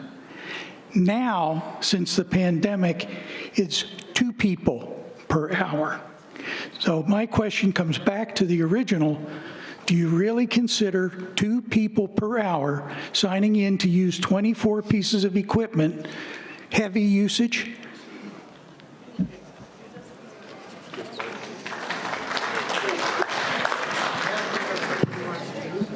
Are you done, Dennis, or? Yes, sir. Okay. Thank you for the question. I think I might have confused heavy usage with heavy interest, because what we found through the community outreach effort is that there was heavy interest in fitness as a topic and as a program at Mountain View. And if I use the word usage instead of interest, I apologize, because both of those pieces of data were available to us. But I hear you, sir, loud and clear, that we do need to be very sober and judicious about exactly who's using what, where, and how we can right-size and address this heavy interest that we heard from you. Yes, sir. Interest, and by interest, I would just want to couch it in through our community outreach efforts, there was a high interest in fitness at Mountain View from the folks that we spoke to and that responded to our online survey. 65. I know, I just want to make sure. Number 65? Pass. Number 66?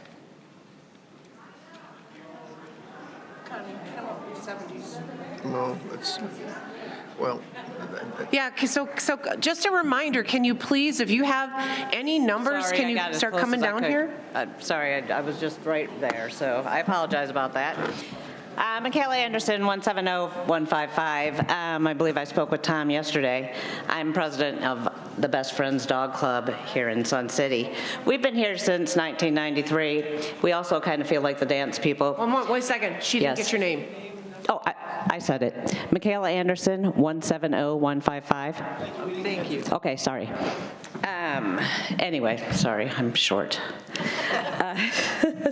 So we've been here for almost, 32 years now, really. And last year, Mountain View actually let us in for the first time in the summertime because we could only train 6 months out of the year because it's so hot outside. That was a wonderful summer for us. We gained almost 100 members. And it was just like we struck gold. Able to bring our dogs inside, you know, walk them around, do a lot of things. I just moved into Sun City. I'm 56 years old. My husband is 51. I believe we're the new generation coming in, and everybody I know have dogs. You know, we like to do agility. We need space. You know, we need to do different things with our dogs. We have a 3,200 square foot yard. We could fit basically 20 people with 20 dogs in our facility and out and around our facility. And we have over 400 members, shockingly, with that kind of space. I believe if we could be maybe somewhere integrated into Mountain View, it would be really nice in the future to be able to have a pet-friendly rec center, because I believe that's where people are going. Elderly people get, you know, dogs all the time for companionship. We have service dogs that do all sorts of things for people. I just think that people need to give us a little bit of a chance and know what we need. We can't just be stuck here and here and then try to train properly with everything that we need to do. I have some other people that will come up and talk too, but I really appreciate your time. Thank you very much.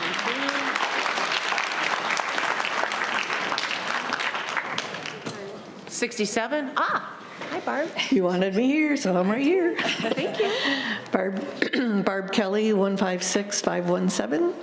I want to thank Ms. Hamlin and your team for a great presentation and very enlightening as to what our community is looking for. And a thank you to the board as well for your efforts and all that you do to try to make us have a great community. As Michaela indicated, we had the privilege of using the Mountain View facility last summer and get to use it again this summer, the auditorium, and it was really incredible. We averaged well over 500 people coming each month, whether it was to get out of the heat and walk or practice. We were able to have classes there. The only problem we had with Mountain View is that it doesn't have the flooring that a dog club needs in order to have our dogs work out safely. So that's a consideration. And obviously, if you have a tiered floor, it could get pretty tricky in there. But anyway, we're just here to say we really want the indoor facility as an option for our club, that we could really benefit from it. As Michaela has said, we have over 400 members. We've got a lot of people, new people coming in all the time that want to participate in our dog events. And that being said, we're having a wonderful dog event on April 12th. It's our a dog clothes fun match. And it will be in the Mountain View Auditorium. And everyone is welcome to come see what our dogs do and what we've worked on. Would love to have you. But just here to, it'll be at 10 o'clock. It'll start at 10 o'clock on the 12th. The agility part is going to be on Friday, the 11th. That'll start at 8 o'clock because of the heat. So anyway, thank you for all you do. We just want to be visible to you and let you know that we really could use the indoor facility. Thank you again.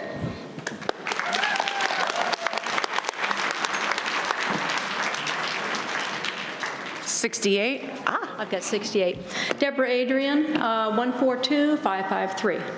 Also part of the dog club, and you guys did a phenomenal. This is the first time I've heard of it. We didn't know that we were able to come to these. Quite a few of the people were looking at that. We weren't sure. Thank you guys for what you're doing as a volunteer. You don't get paid for getting yelled at, so I appreciate everything that you're doing. I've done several things. One of the things that a lot of people don't understand about the dog club is we are not a dog park. At no time do the dogs come together and they do not play and interact.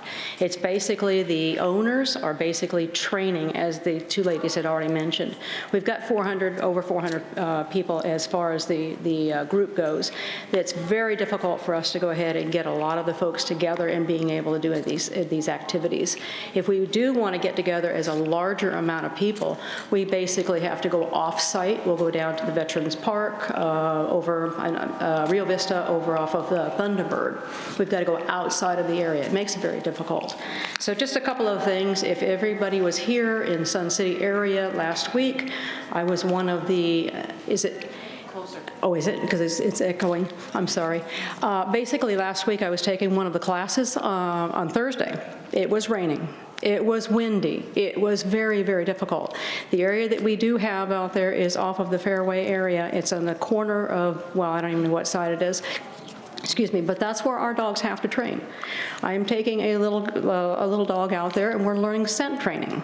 Scent training is where you're bringing in scents, something kind of like when you do a TSA and those types of things, you're introducing a new scent. Do you know how difficult it is to be able to scent train in the wind and the rain? We can't do it.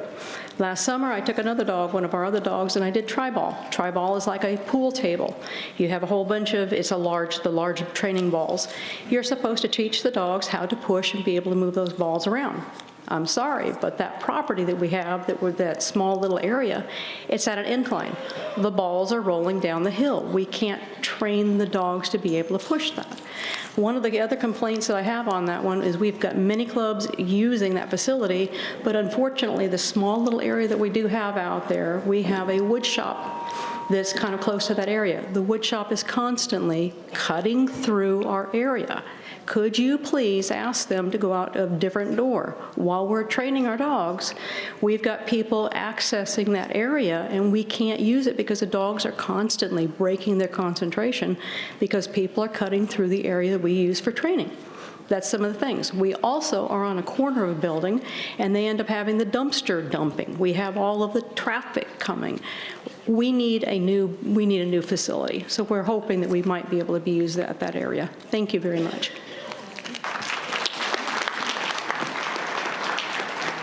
Hold on a sec. Ma'am, you said they're cutting through, are they cutting through the grass? No, ma'am. Through the back door? Okay, I know what you're talking about. Okay, thank you. 69. Hi, my name is Gail Townsend, 132727. And I would, again, appreciate all your input from all this. I, again, with the dog club. Part of the reason when my husband and I looked here, he was a golfer and I'm a dog person. I went onto the website and found out that we had a dog club in Sun City. Yay, I was so excited. And then we get down here and I find out, one, it's outdoors and it's 6 months. How disappointing that you can't really train your dog. By the time you got your 6 months up, you got 6 months off, 6 months back again, starting over from fresh. So not being able to train year-round is a detriment. The other thing the dog club does is, yes, we do charge for lessons, but the cost that our dog club charges for a lesson or a block of lessons is so much less than anything else around here. It really helps facilitate the older people with a limited income. And so it's a benefit to have our club and to be able to do this training. And if we could do it year-round, it would just bring even more joy to everybody. So that's all I have to say.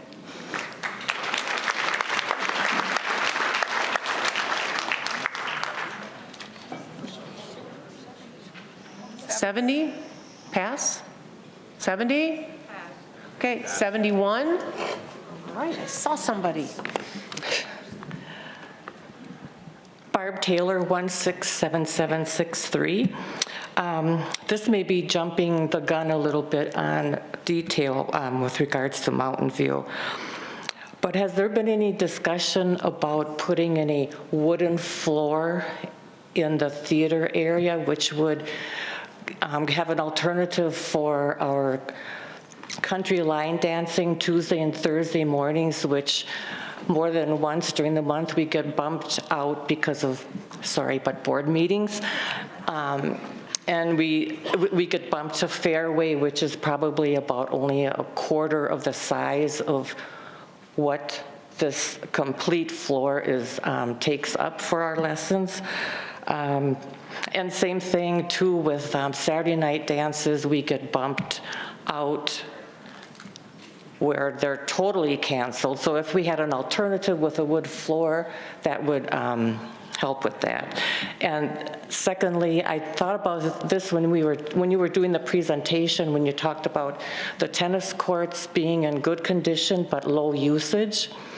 And I have seen this in other areas, let's say, where tennis courts have been marked off for the size of pickleball, so they could be used as an overflow when the pickleball courts are being used. And actually a couple of weeks ago, there were people playing pickleball on the tennis courts because they were not being used. Thank you.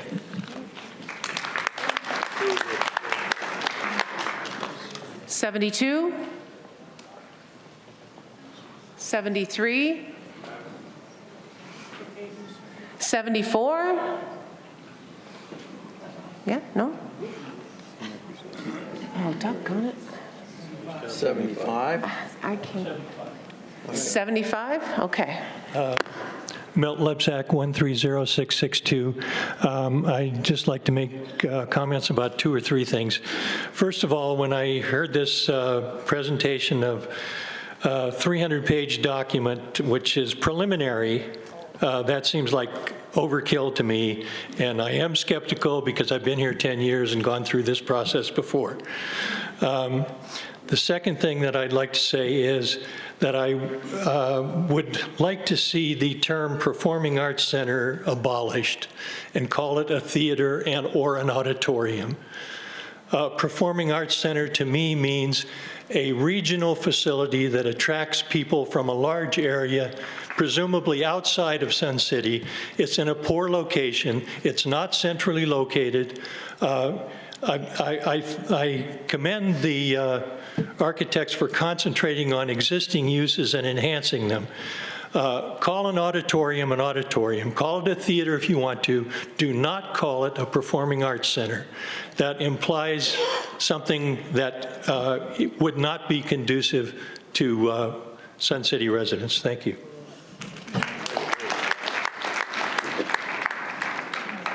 This is not working today. 76. 76. Linda Sims, number 124530. I basically have just a couple questions. We've talked a little bit about the usage data. I use the exercise room here at Sundial 3 or 4 times a week, and I always have to check in. And so I'm wondering, do you have that actual data that of all these different clubs? Do you have the real numbers of who's using what facility there at Mountain View? Yes, they do. Was that part of it when you said usage high, low, medium, whatever? That was from the ASU and the SAC data, so there was not. Not actual? It was just whoever answered the student survey? Correct. Okay. So can they get the actual data of all these different clubs so that they can fold that into where they're prioritizing? So that is the next phase. They will get that data to make the right decisions as they're talking to the different, if you remember at the exchange, I talked about stakeholders. As they're talking to the different stakeholders, be it a facilities person, IT, be it the members of the Players Club, the members who attend the Players Club, the members who want to do dancing, the members who want to play pickleball, et cetera, et cetera. Okay, great. The only other question was this auditorium that we're talking about. I am not involved in that kind of thing, and so could you explain what are the different types of clubs that would want to use that club? I've heard about dance, and so beyond that, what are they? Are there many clubs that want to use that space? Yes. Who wants to respond? Well, yes, there are a number of other performing, I guess, groups. Many of them are bands of one sort or another. We have Top dancers, bell ringers. Bell ringers was another one that came to mind. I'm sorry? Palms, okay. Dancers. So there, okay, go ahead, Anita. Okay, I have the clubs as part of my responsibility. Yes, we have all the music clubs, we have the bands, we have the choruses, we have the handbell ringers, we have ukulele club, lifelong learning, the movies. Anybody that has a special meeting, board meetings could be there.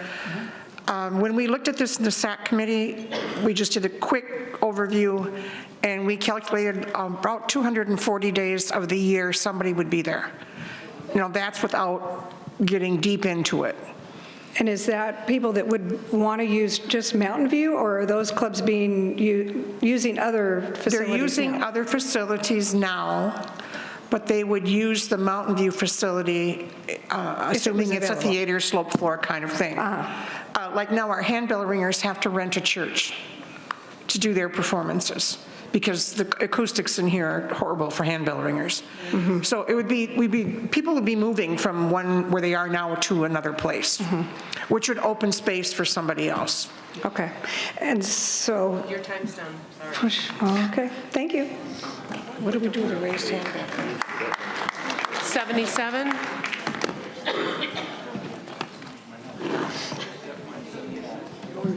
Hi, my name is Gino Farah, and it's 22668. I just want to say a few things in defense of the tennis at Mountain View. I know it's a small group, but it's a group of people, some of whom are in their 80s, that really look forward to getting out and doing the best possible thing for themselves and for the community, for that matter. Anyhow, to take away that opportunity, I think you're depriving them of something that, well, we shouldn't deprive anyone of, and that's a right to have a good, healthy remaining years in your life. I played tennis at Lakeview for about 4 or 5 years until it became so difficult to play there that we had to move. During that time, no one talked of renovations or fixing it up. They just let it go. Now, here we are in Mountain View, and the tennis courts are still in pretty good shape, probably because of low usage or non-attendance in many cases. But the people who do go there, they really care about the sport, and they'd like to keep it as long as possible. That's it. Thank you.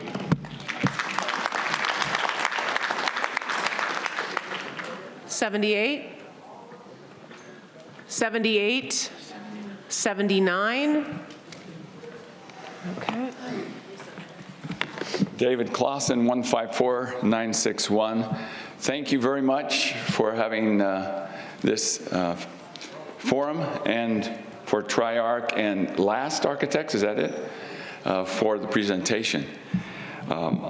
Gina was one of those that I played tennis with at Mountain View, and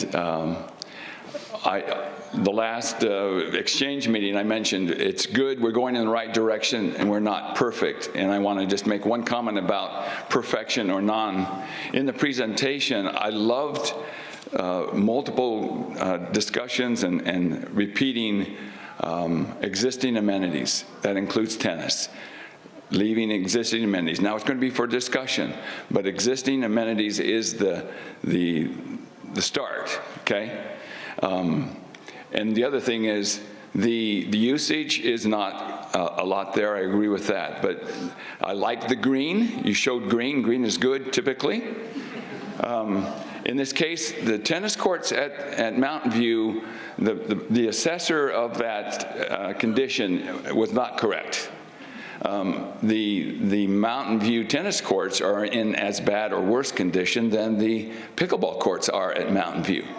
And they need to be resurfaced just like the pickleball courts need to be resurfaced. I've got pictures here that I will give you of Mountain View cracks that are bigger than the pickleball club's cracks. I think both of them need to be resurfaced, and it's been many years since they've been resurfaced.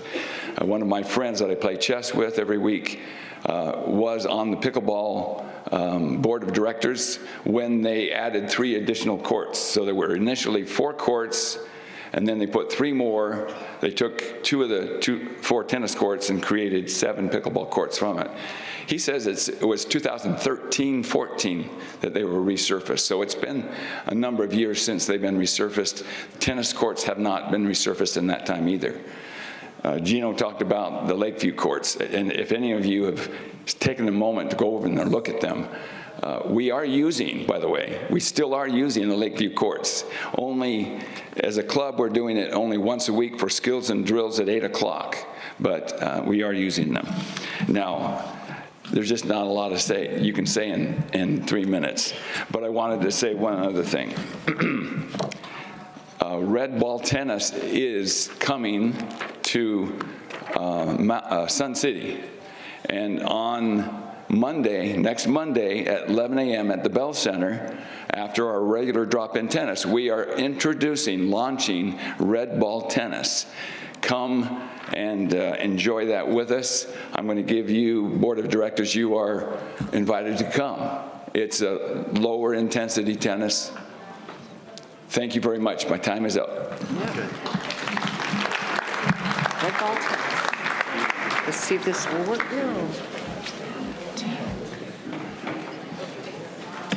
80? Ah, thank you.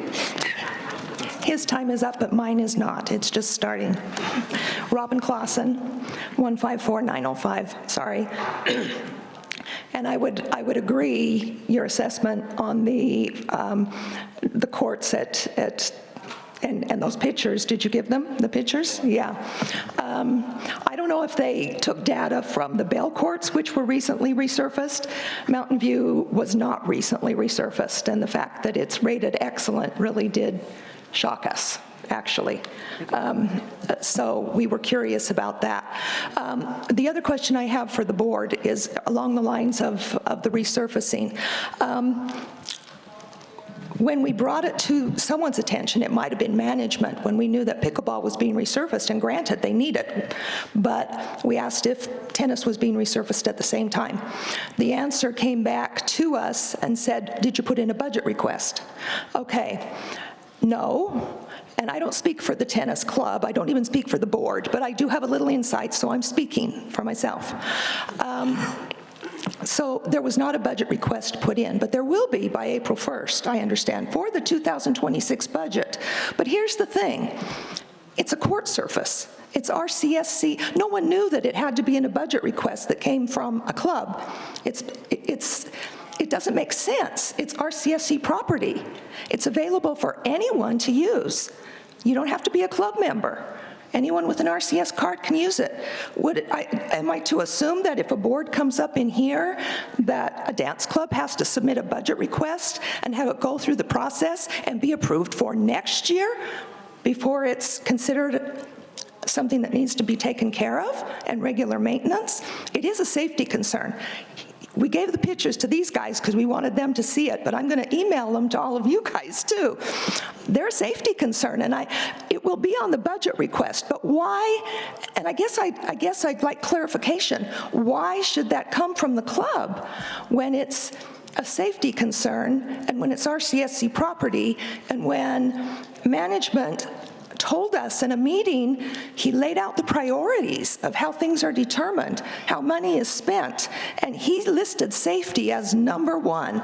So how can something relating safety be required to have a budget request from a club to go into next year and possibly be approved or disapproved? And real quick, I'm going to speak for something that was said by another tennis player who may have a chance to say it herself. She said, we are not prima donnas.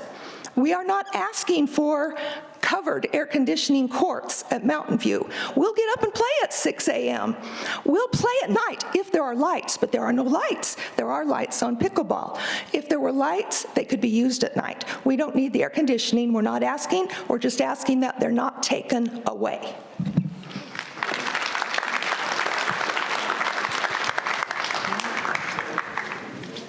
I'd like to make a quick comment, if it's okay with the board. To the tennis comments, thank you for those comments. One of the issues with a number like a facilities condition assessment number is that while yes, green is good, green doesn't mean it's in excellent condition.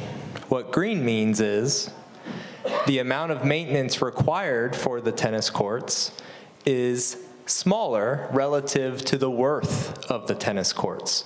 So yes, these pictures are very much appreciated, but I don't want there to be any confusion that while green is good in the most generic sense, green doesn't mean no work is going to be done to that element. It just means that the amount of resources that we would need to bring that element up to its new condition is less as a fraction of its overall worth as an element. So a tennis court that's worth $2 million and needs $200,000 worth of maintenance is going to be green, but we're going to still address the maintenance needs of the tennis court. Hi, Tad. Tad Daughters, 117436. What I've heard this evening so far has really been on a very high level without many decisions having been made. They've talked about input for what will be developed. I'd like to hear more about what that procedure will be so that we can get that information into the Triarch group. Thank you.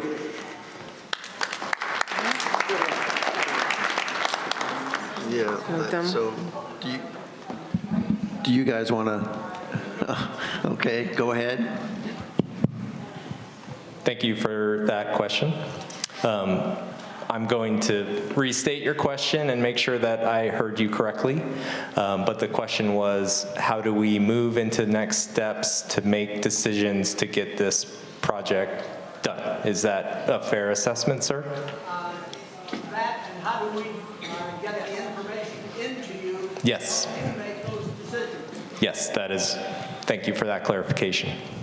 So part of the programming process, which is what we undertake to get that information from you, will consist of in-person meetings with the stakeholders that the board of directors mentioned. We now have a good understanding of who those stakeholders are. The board will be directing us to the appropriate people, clubs, stakeholders, et cetera, to set up those meetings with, to have very pointed discussions about needs relative to what is on the site, relative to overall picture of your community.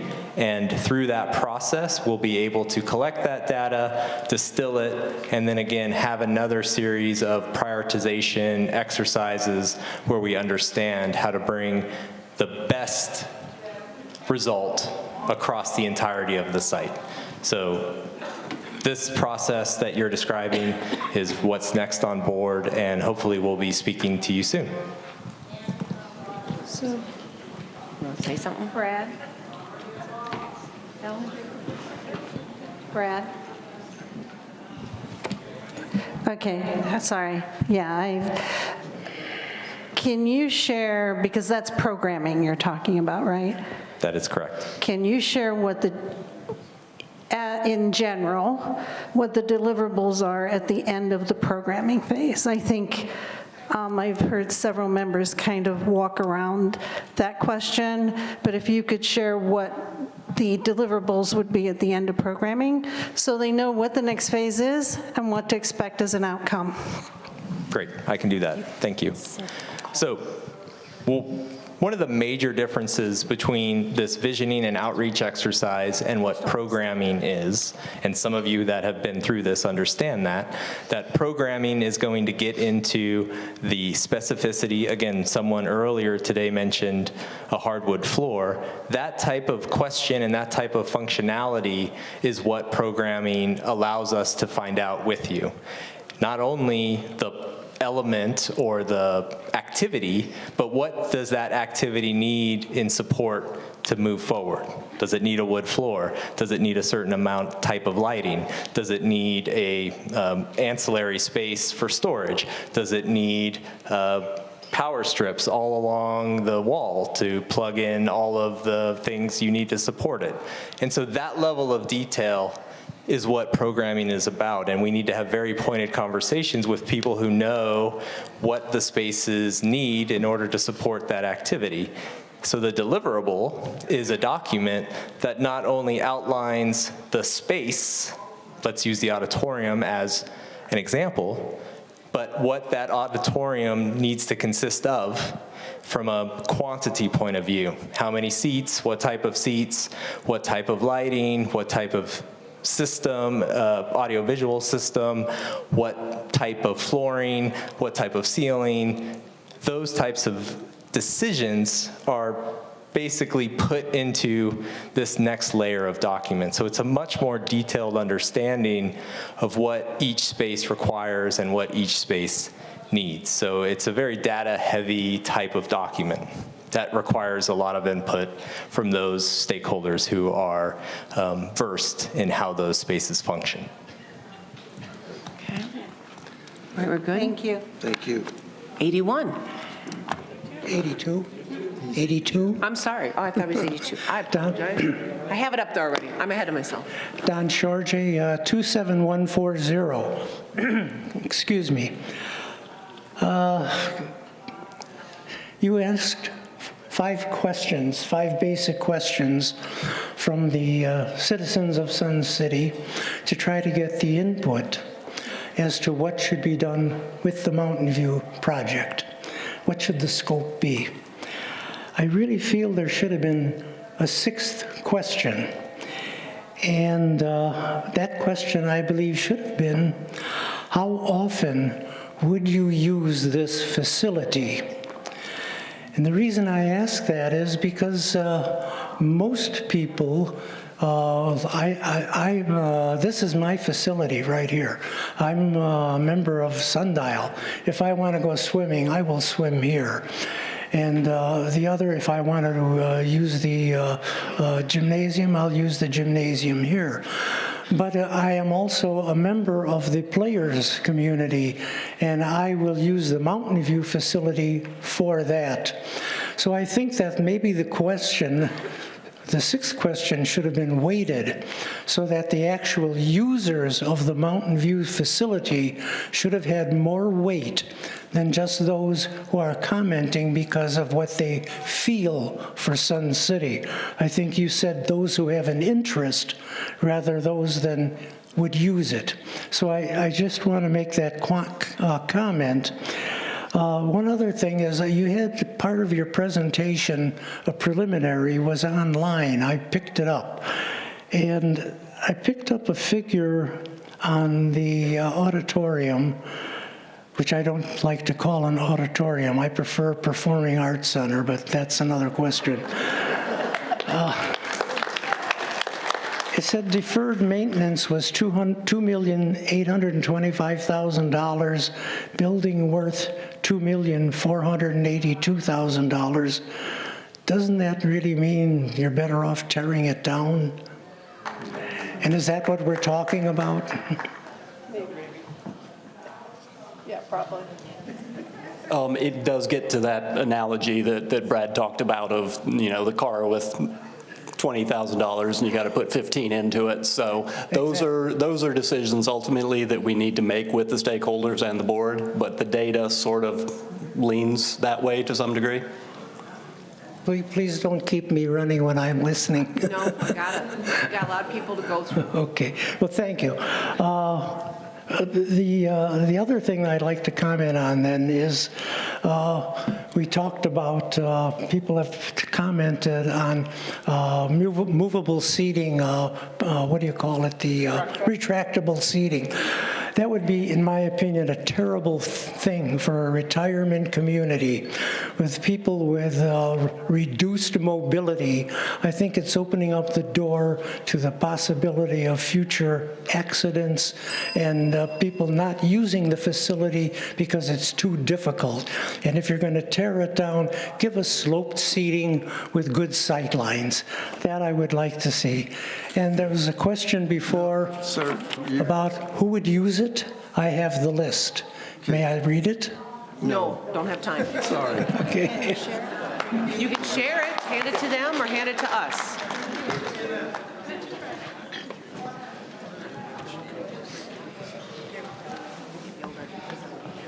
No. 83, is that you?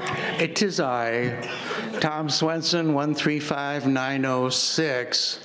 Gosh, it's nice to come up here and not have the eyes roll on stage. Thank you very much. Oh, sure. Thank you so much. Makes me feel comfortable. I just want to remind you all that thousands, literally thousands of people see our shows every year. So when you're talking about usage, thousands see our show, especially now that we have Sun City Singers, adds hundreds more if they could be able to sing in that new theater instead of at a local church. Second, timing. We were told we were good through the end of 2025, I think was the last estimate, to be able to stay in the building we're in. Can you come up with a solid number for us, a solid date just for our planning? We have to plan out a year for our shows at Sun City Players because we have to get rights and so on and so on. So we need to know how long we can be promised that space. You don't have to do that tonight, and I'm sure you won't.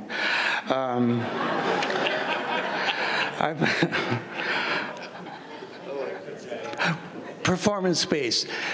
We need this is broken record, but if you want to play pickleball, they take out the pickleball courts at Mountain View. You can go elsewhere. Almost any other activity, they can put it down at any recreation center. You can go elsewhere. There is only one place for the performing arts. So if you tear down that building, then there's no place for us to perform for 2.5, 3 years. We must have an alternative to that. Certainly we don't want something that large. We wouldn't expect that. But we need alternatives, and we need that to be part of the planning. Forgot to breathe. Multi-purpose room. I performed for 25 years, full-time, on the road, across America in multi-purpose rooms. They're horrible. The more you try to do with the facility, the less everybody gets, to a point of diminishing returns. So I just keep it limited in what you're going to multi-purpose there. Thank you. Ahead of time. Okay. Call the number. 84. 84. You're 85? Yep. There's no 84 out there in the audience? Okay. Diane Modell, 145165. I want to thank you for your presentation today. It was very informative. I want to know, I live by Bell. I would never use Mountain View Pool. I did because I met a friend there, but normally I wouldn't. So I want to know if you surveyed the neighbors. Those are the people that use that facility. if I lived there, would I want to hear pickleball all day and all night? You need to ask them those kind of questions. What kinds of things do the neighbors want in those facilities? Because I'm not going to go there. Now, the performing arts, yes, I want that. I'm not a club member, but I love going to the MIM Theater. I would like it to be like the MIM Theater. I would like us to have, but if we could make money, because I wouldn't have to go to the MIM, I could pay those ticket prices here. So I'm just saying consider that, because they have amazing acts there, and we could make some moolah having them here. Anyway, there was a lot of special interest here tonight, but I'm hoping you hear everything. Thank you so much.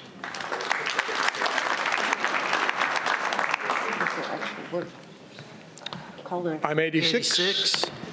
I'm Mike Modell, 145164. And I just wanted to address a couple of questions. The presentation was great, but it was extremely vague and hard to put, real quantified numbers to.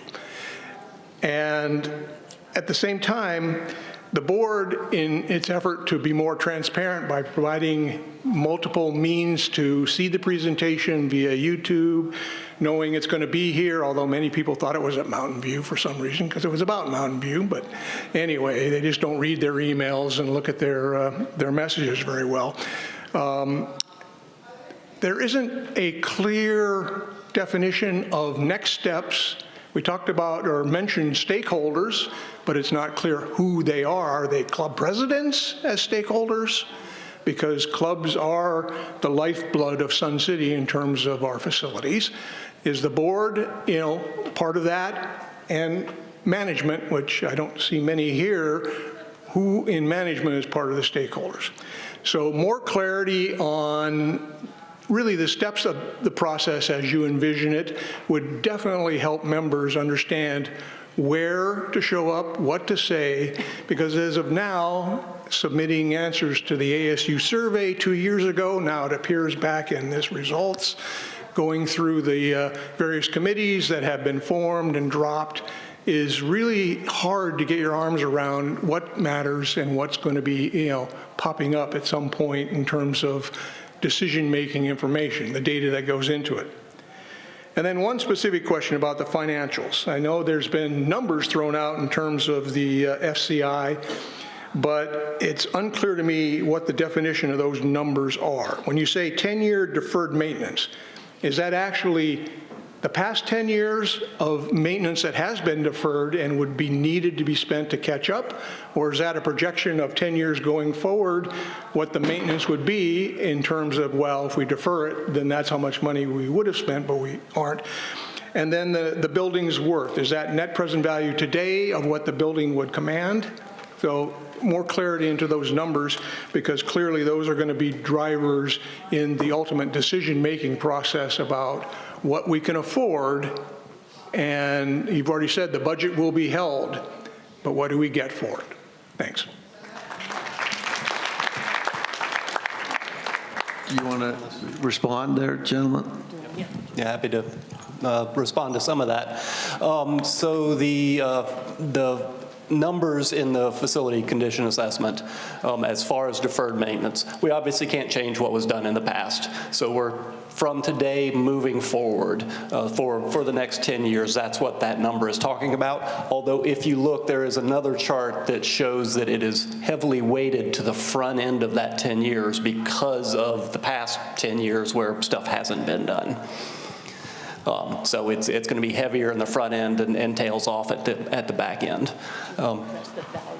Yeah, and as far as the worth, that is really just saying, yes, what is the market value if the building were in good condition just as it is? No upgrades, we're not talking about any of the enhancements that we're talking about designing for you. That's just to bring it back to what it was when it was new. 87. Bill Pearson, 133438. Is it possible that this Triarch and the amazing presentation we saw today is the same Triarch that produced that debacle back in November of 2024? Just an acknowledgement. You did a great job on this one, not so much the other one. As a Sun City historian, I have read virtually everything that DevCo produced, the Delhi Web Development Corporation produced from 1960 through 1978. And as I read through and watched the video that you guys put out, it looked like you went into their archives and stole their own thunder. It was that good. And I mean that as a compliment, because here's what we know. Here's what all of you know up there. Here's what everybody out in the crowd knows. Here's everybody watching this knows. Sun City was built with a sense of community, a sense of purpose, and an end game that we all love. You wouldn't be sitting up there if you didn't, taking this. You guys are involved in a process, thank you. For the first time in the 22 years I've lived here, I see a process unfolding before my eyes that's workable, that's manageable, and has quantifiable attachment points. Affordability. You know, I listened to somebody tell us about, hey, we had this great product we were going to put out. Yeah, it was a $50 million project over 8 years. It would have bankrupted us.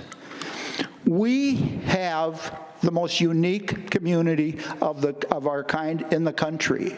2,000 of them were the most unique. Sun City West is close. We are different from everybody else. You do your job right. We stand up and stand together as a community. We'll stay that way, unique and as good a place to live as it's always been. Thank you.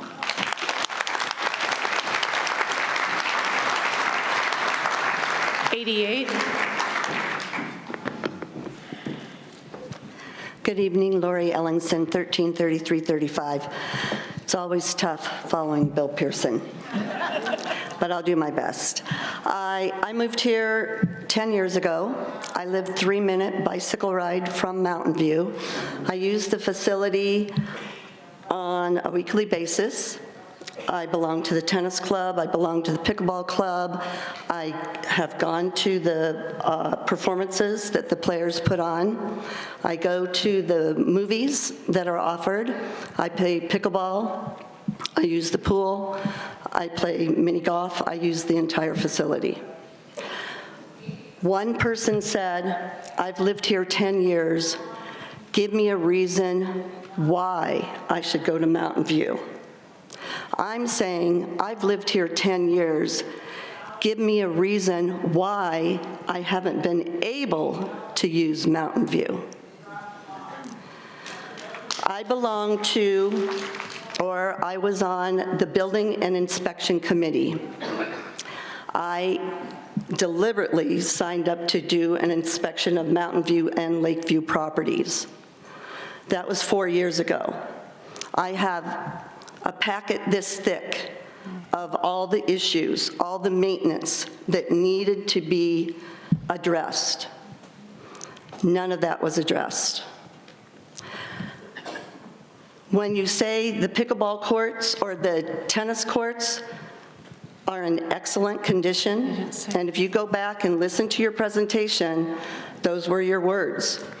Tennis was in excellent condition. I'm wondering who took a look at them. Where did you get that information? These photos were taken yesterday. I also have 60 other photos that have been taken throughout the last 8 years of the condition of pickleball, the condition of tennis, and the condition at Lakeview. Those courts have not been resurfaced. And if you listen to your presentation, you said they were resurfaced a few years ago. That is not correct data. We can't use the facilities if they're not safe and if they're not usable. The spa has been closed down. The pickleball or the Mini golf was closed down for a length of time. There's no lights on the tennis courts. Those courts have not been resurfaced, and they're not usable the way they are. I asked, I'll come back. Thank you.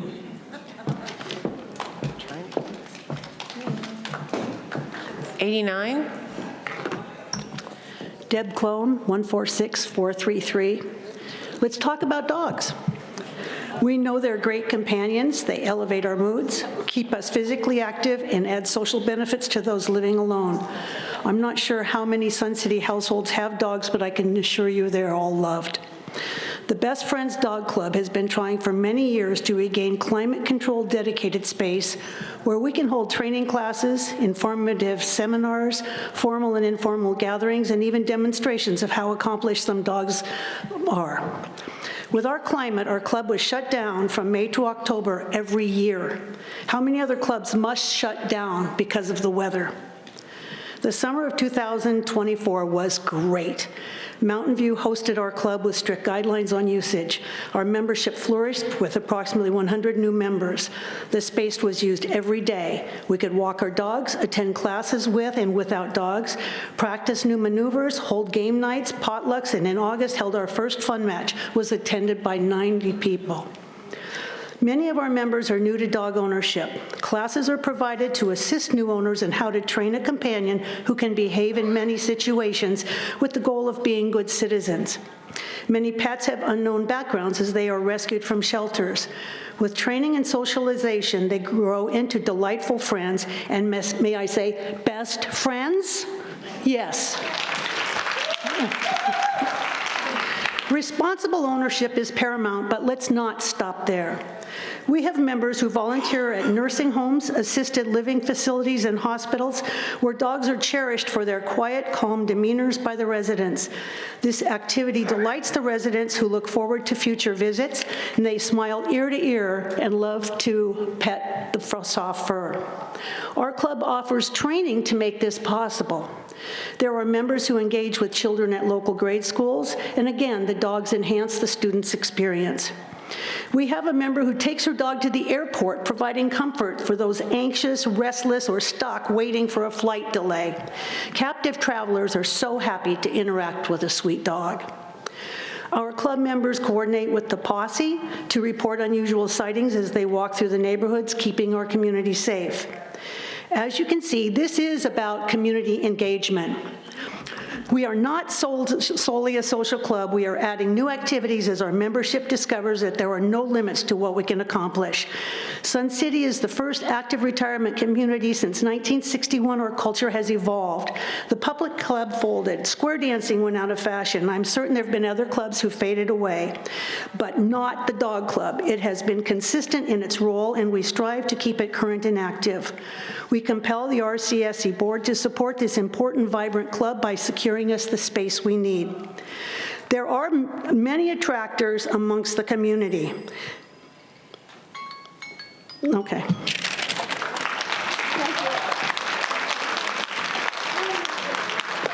'90. We're getting close. I think you said 96. Hi, my name is Vicki Miller, 104197, and I'd like to speak a little bit on behalf of the tennis courts, the tennis facilities that we have here. Personally, I play out of Bell. That is closest to where I live. Lakeview is really the same distance, but Lakeview, you know how you guys said the parking lot condition was in? Those Lakeview courts, worse. And it's no wonder that the usage at Lakeview shows low. You can't play there. Dave came up, and they do some beginning tennis classes there because our courts at Bell are full in the morning. They're full. We play a lot of the evenings too. And that kind of leads me into, you know, as far as cost, we're talking pickleball courts. We do not need covered areas, air conditioning, anything like that. We live in the desert. Okay, we came here knowing what we have. We get up and we play tennis at 6 o'clock or earlier in the morning to beat the heat. Why is that any different than any pickleball player? Okay, we've already lost our 4 courts that we had at Marinette, okay, and now at Mountain View, they're going to try to be taking away those 2 courts. We have 4 courts, like we said, at Lakeview. Okay, so 0 at Marinette, 2 at Mountain View, 4 at Lakeview, and our 10 beautiful courts at Bell. All I can ask you guys is, I know pickleball, they need more. I'm not denying that, but they need to be real with the facilities that they ask for. But if you guys would fix up our courts at Lakeview, I really do believe you'd make a lot of people happier, at least knowing that we have more than just Bell. Lakeview, Bell, they're fairly centered. Okay, I guess that's what I would like to ask. 91. Celeste Highland, 114334. I would like to just ask you, how much money has been spent in the delay of the modernization of Mountain View from the initial budget recommendation till we are today, plus various architectural firms? I can't even guesstimate how much money, and you have not all been on the board at that time, but as a board member and a past board member, you are the stewards of our money. And so I would like you to think about how important it is. No one's getting any younger. Some people have been waiting almost 10 years for the modernization of that facility. Now, there are many groups, and I'd like to just speak on behalf of groups I don't even belong to, who would like to have an indoor facility, like many dance groups. You know, maybe it's time we build a sports bubble for them to be able to dance, for the dog people to be able to be indoors, and that we start to look at some of our access property along the perimeters of our golf courses. I hate to speak sacrilege, but that we start to think of reconfiguring some of these areas, turf areas that are so expensive to maintain, and give our people some of the facilities that they really need. Now, I'm a member of Players, obviously, because I have my heart in Players, but I need to tell you, if you were to look at the usage of our club to prepare for the show, which we are going to have our second week this weekend, which I say it's a wonderful show, the 1940s Radio Hour, we started preparing for just that show at the beginning of January. The construction of the set, the rehearsal of our players, the singing, the music. Our plays take time.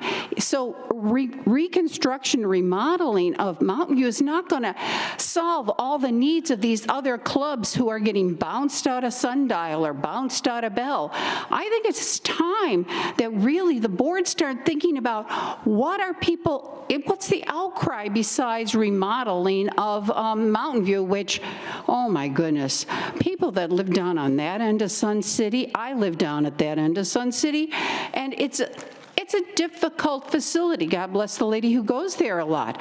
But I mean, it's old. It needs modernization. Why do you think no one uses the little rec center?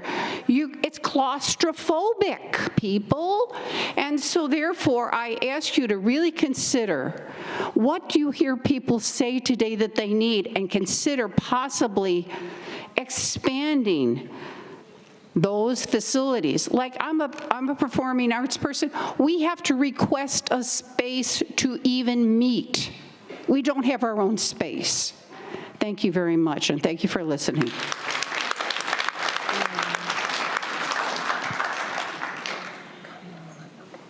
'92. Last call for 92, 93. Does anybody have another number? I need the 90, okay, so hang on. So 94, 95. Okay.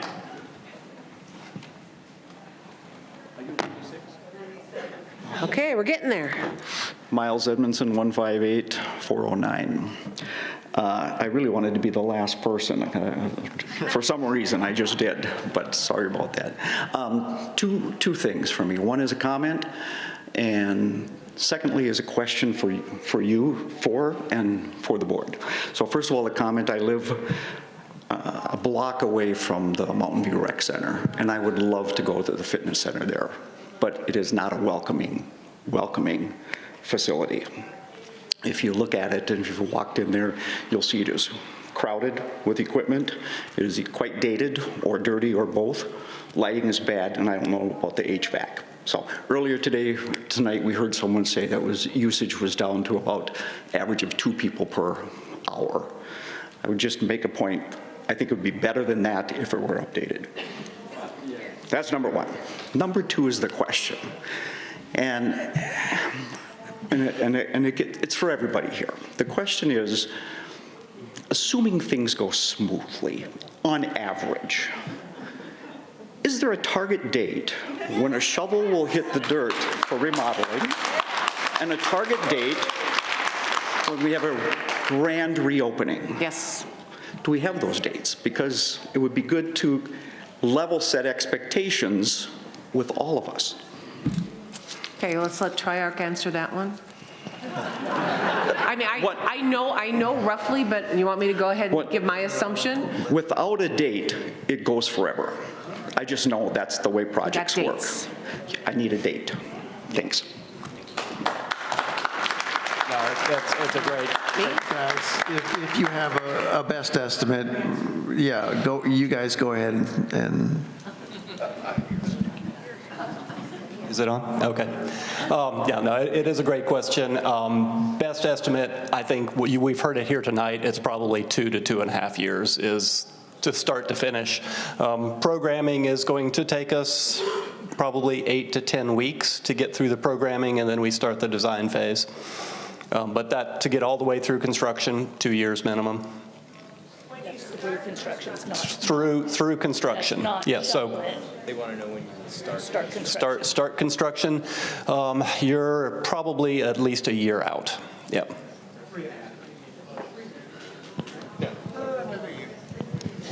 Sorry, I heard someone say 3.5 years. What we're trying to say. 1 year, 1.5 year, 2.5 total. Okay, wait a second, I hear some rumbling. 96, 97.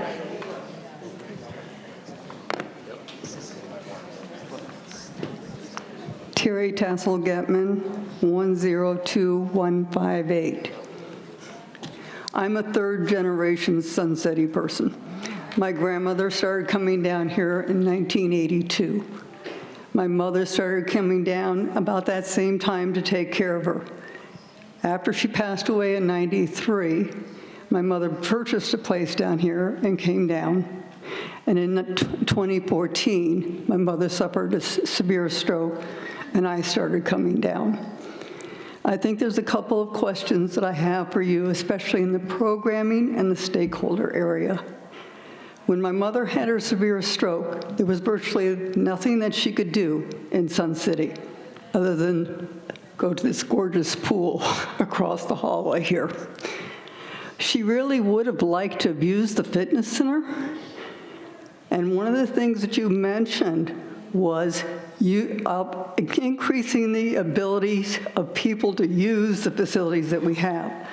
I don't think there's any place in Sun City where we have multiple fitness centers, where we have anything where they're adaptable to people that have limited abilities. And an example of that literally is just go down the road to Glendale Community College, where they have a complete adaptable gym. Now, I'm not saying that we need to make the entire gym adaptable, but maybe a couple of pieces of the equipment would be nice. Now, that's getting kind of small. But what it really focuses in on is you're talking about the stakeholders, and I think there are some stakeholders that are missed. Those people that can't belong to clubs. So how do you get their input? I personally work 40 hours plus a week. I don't belong to clubs. So what can be done, such as some of the folks mentioned, putting lights on pickleball courts, putting lights on tennis courts, those definitely would make it more accessible to people like me that work during the day. That's all I have to say. Is there a 98?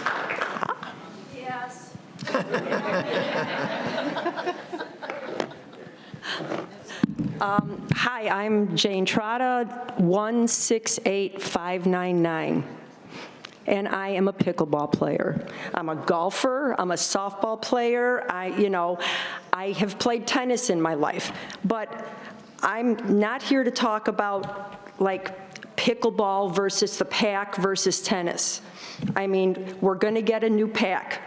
I mean, it's everybody, I think it sounds to me like there will be a new performing arts center there, and that's good.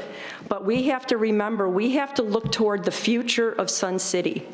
And last year, I remember there were statistics taken, and I remember hearing like that there were 1,100 people in the pickleball club and there was 110 people in the tennis club at the time. Now, with 10 tennis courts and 27 pickleball courts, I remember doing math that came out to something like there's 11 people per every tennis court, and there was like 41 or 42 people for every pickleball court.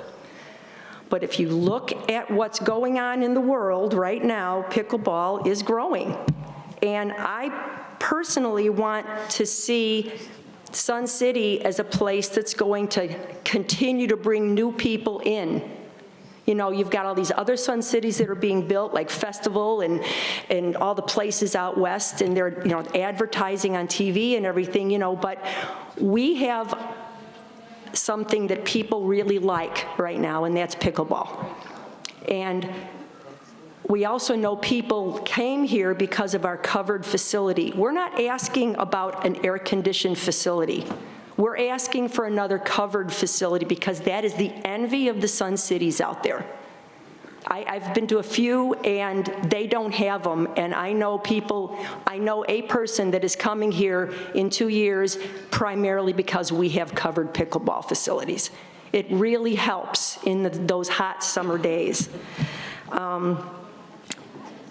And I have one last question that I wanted to ask. The pickleball courts at Mountain View are in just the most horrendous shape. People fall all the time on there, and it's supposed to be resurfaced starting in early April. Is that still happening? Yes. Okay, thank you. Okay.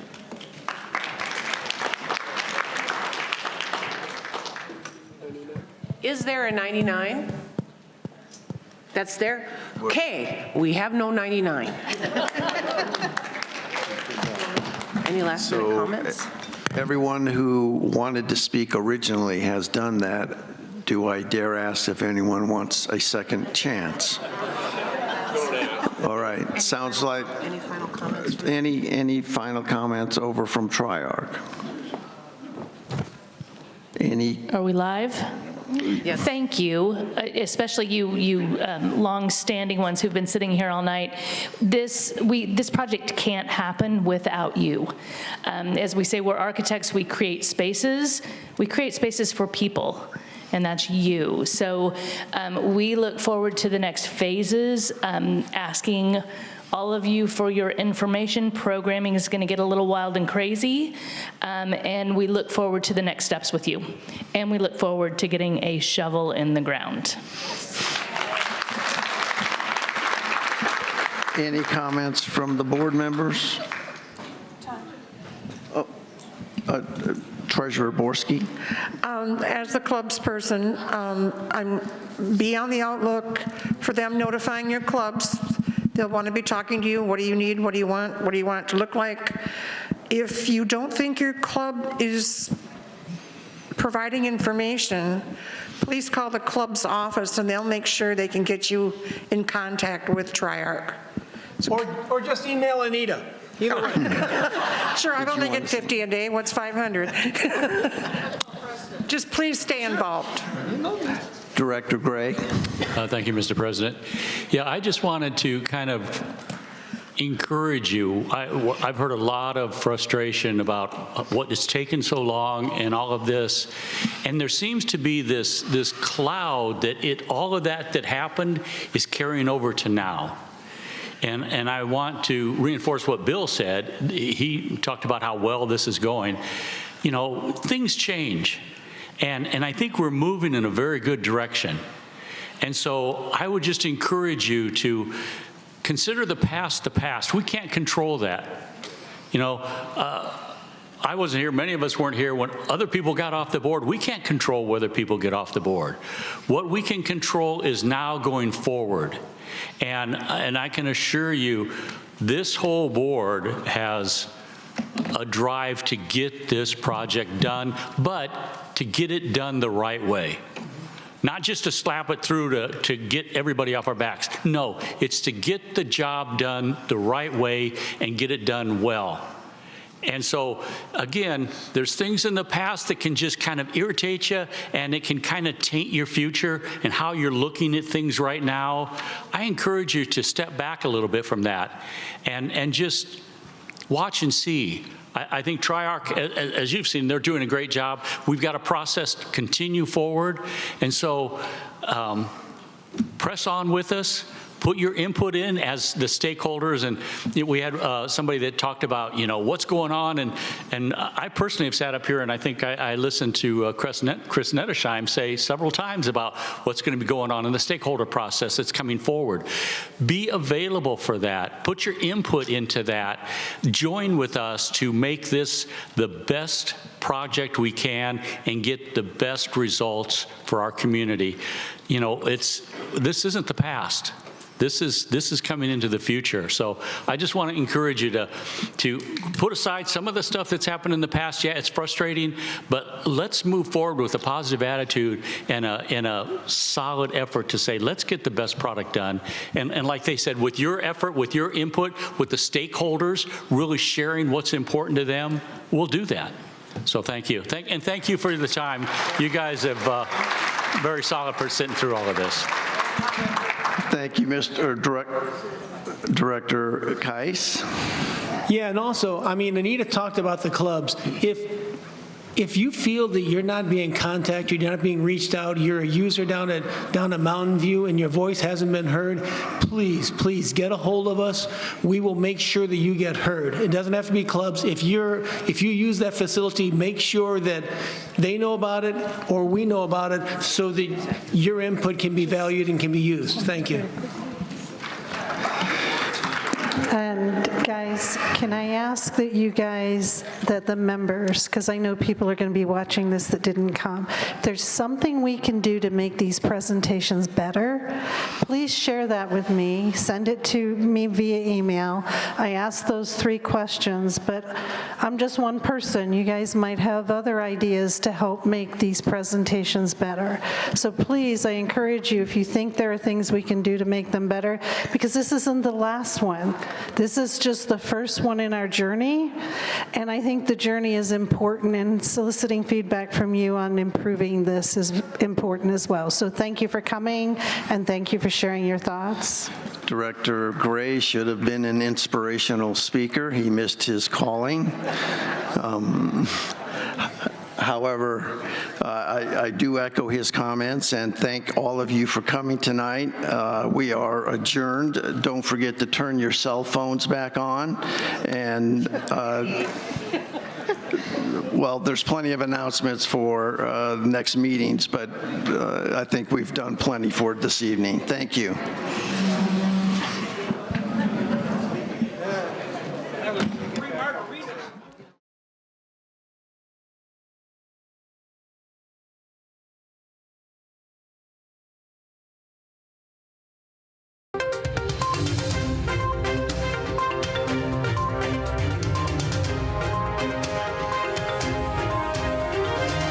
This is a copywritten production of the Recreation Centers of Sun City Incorporated and is intended for the sole purpose of informing our Recreation Center members. Any duplication, copying, transmission, broadcast, or use, including electronic and social media, is strictly prohibited without the prior written consent from the Recreation Centers of Sun City Incorporated. Thank you for watching.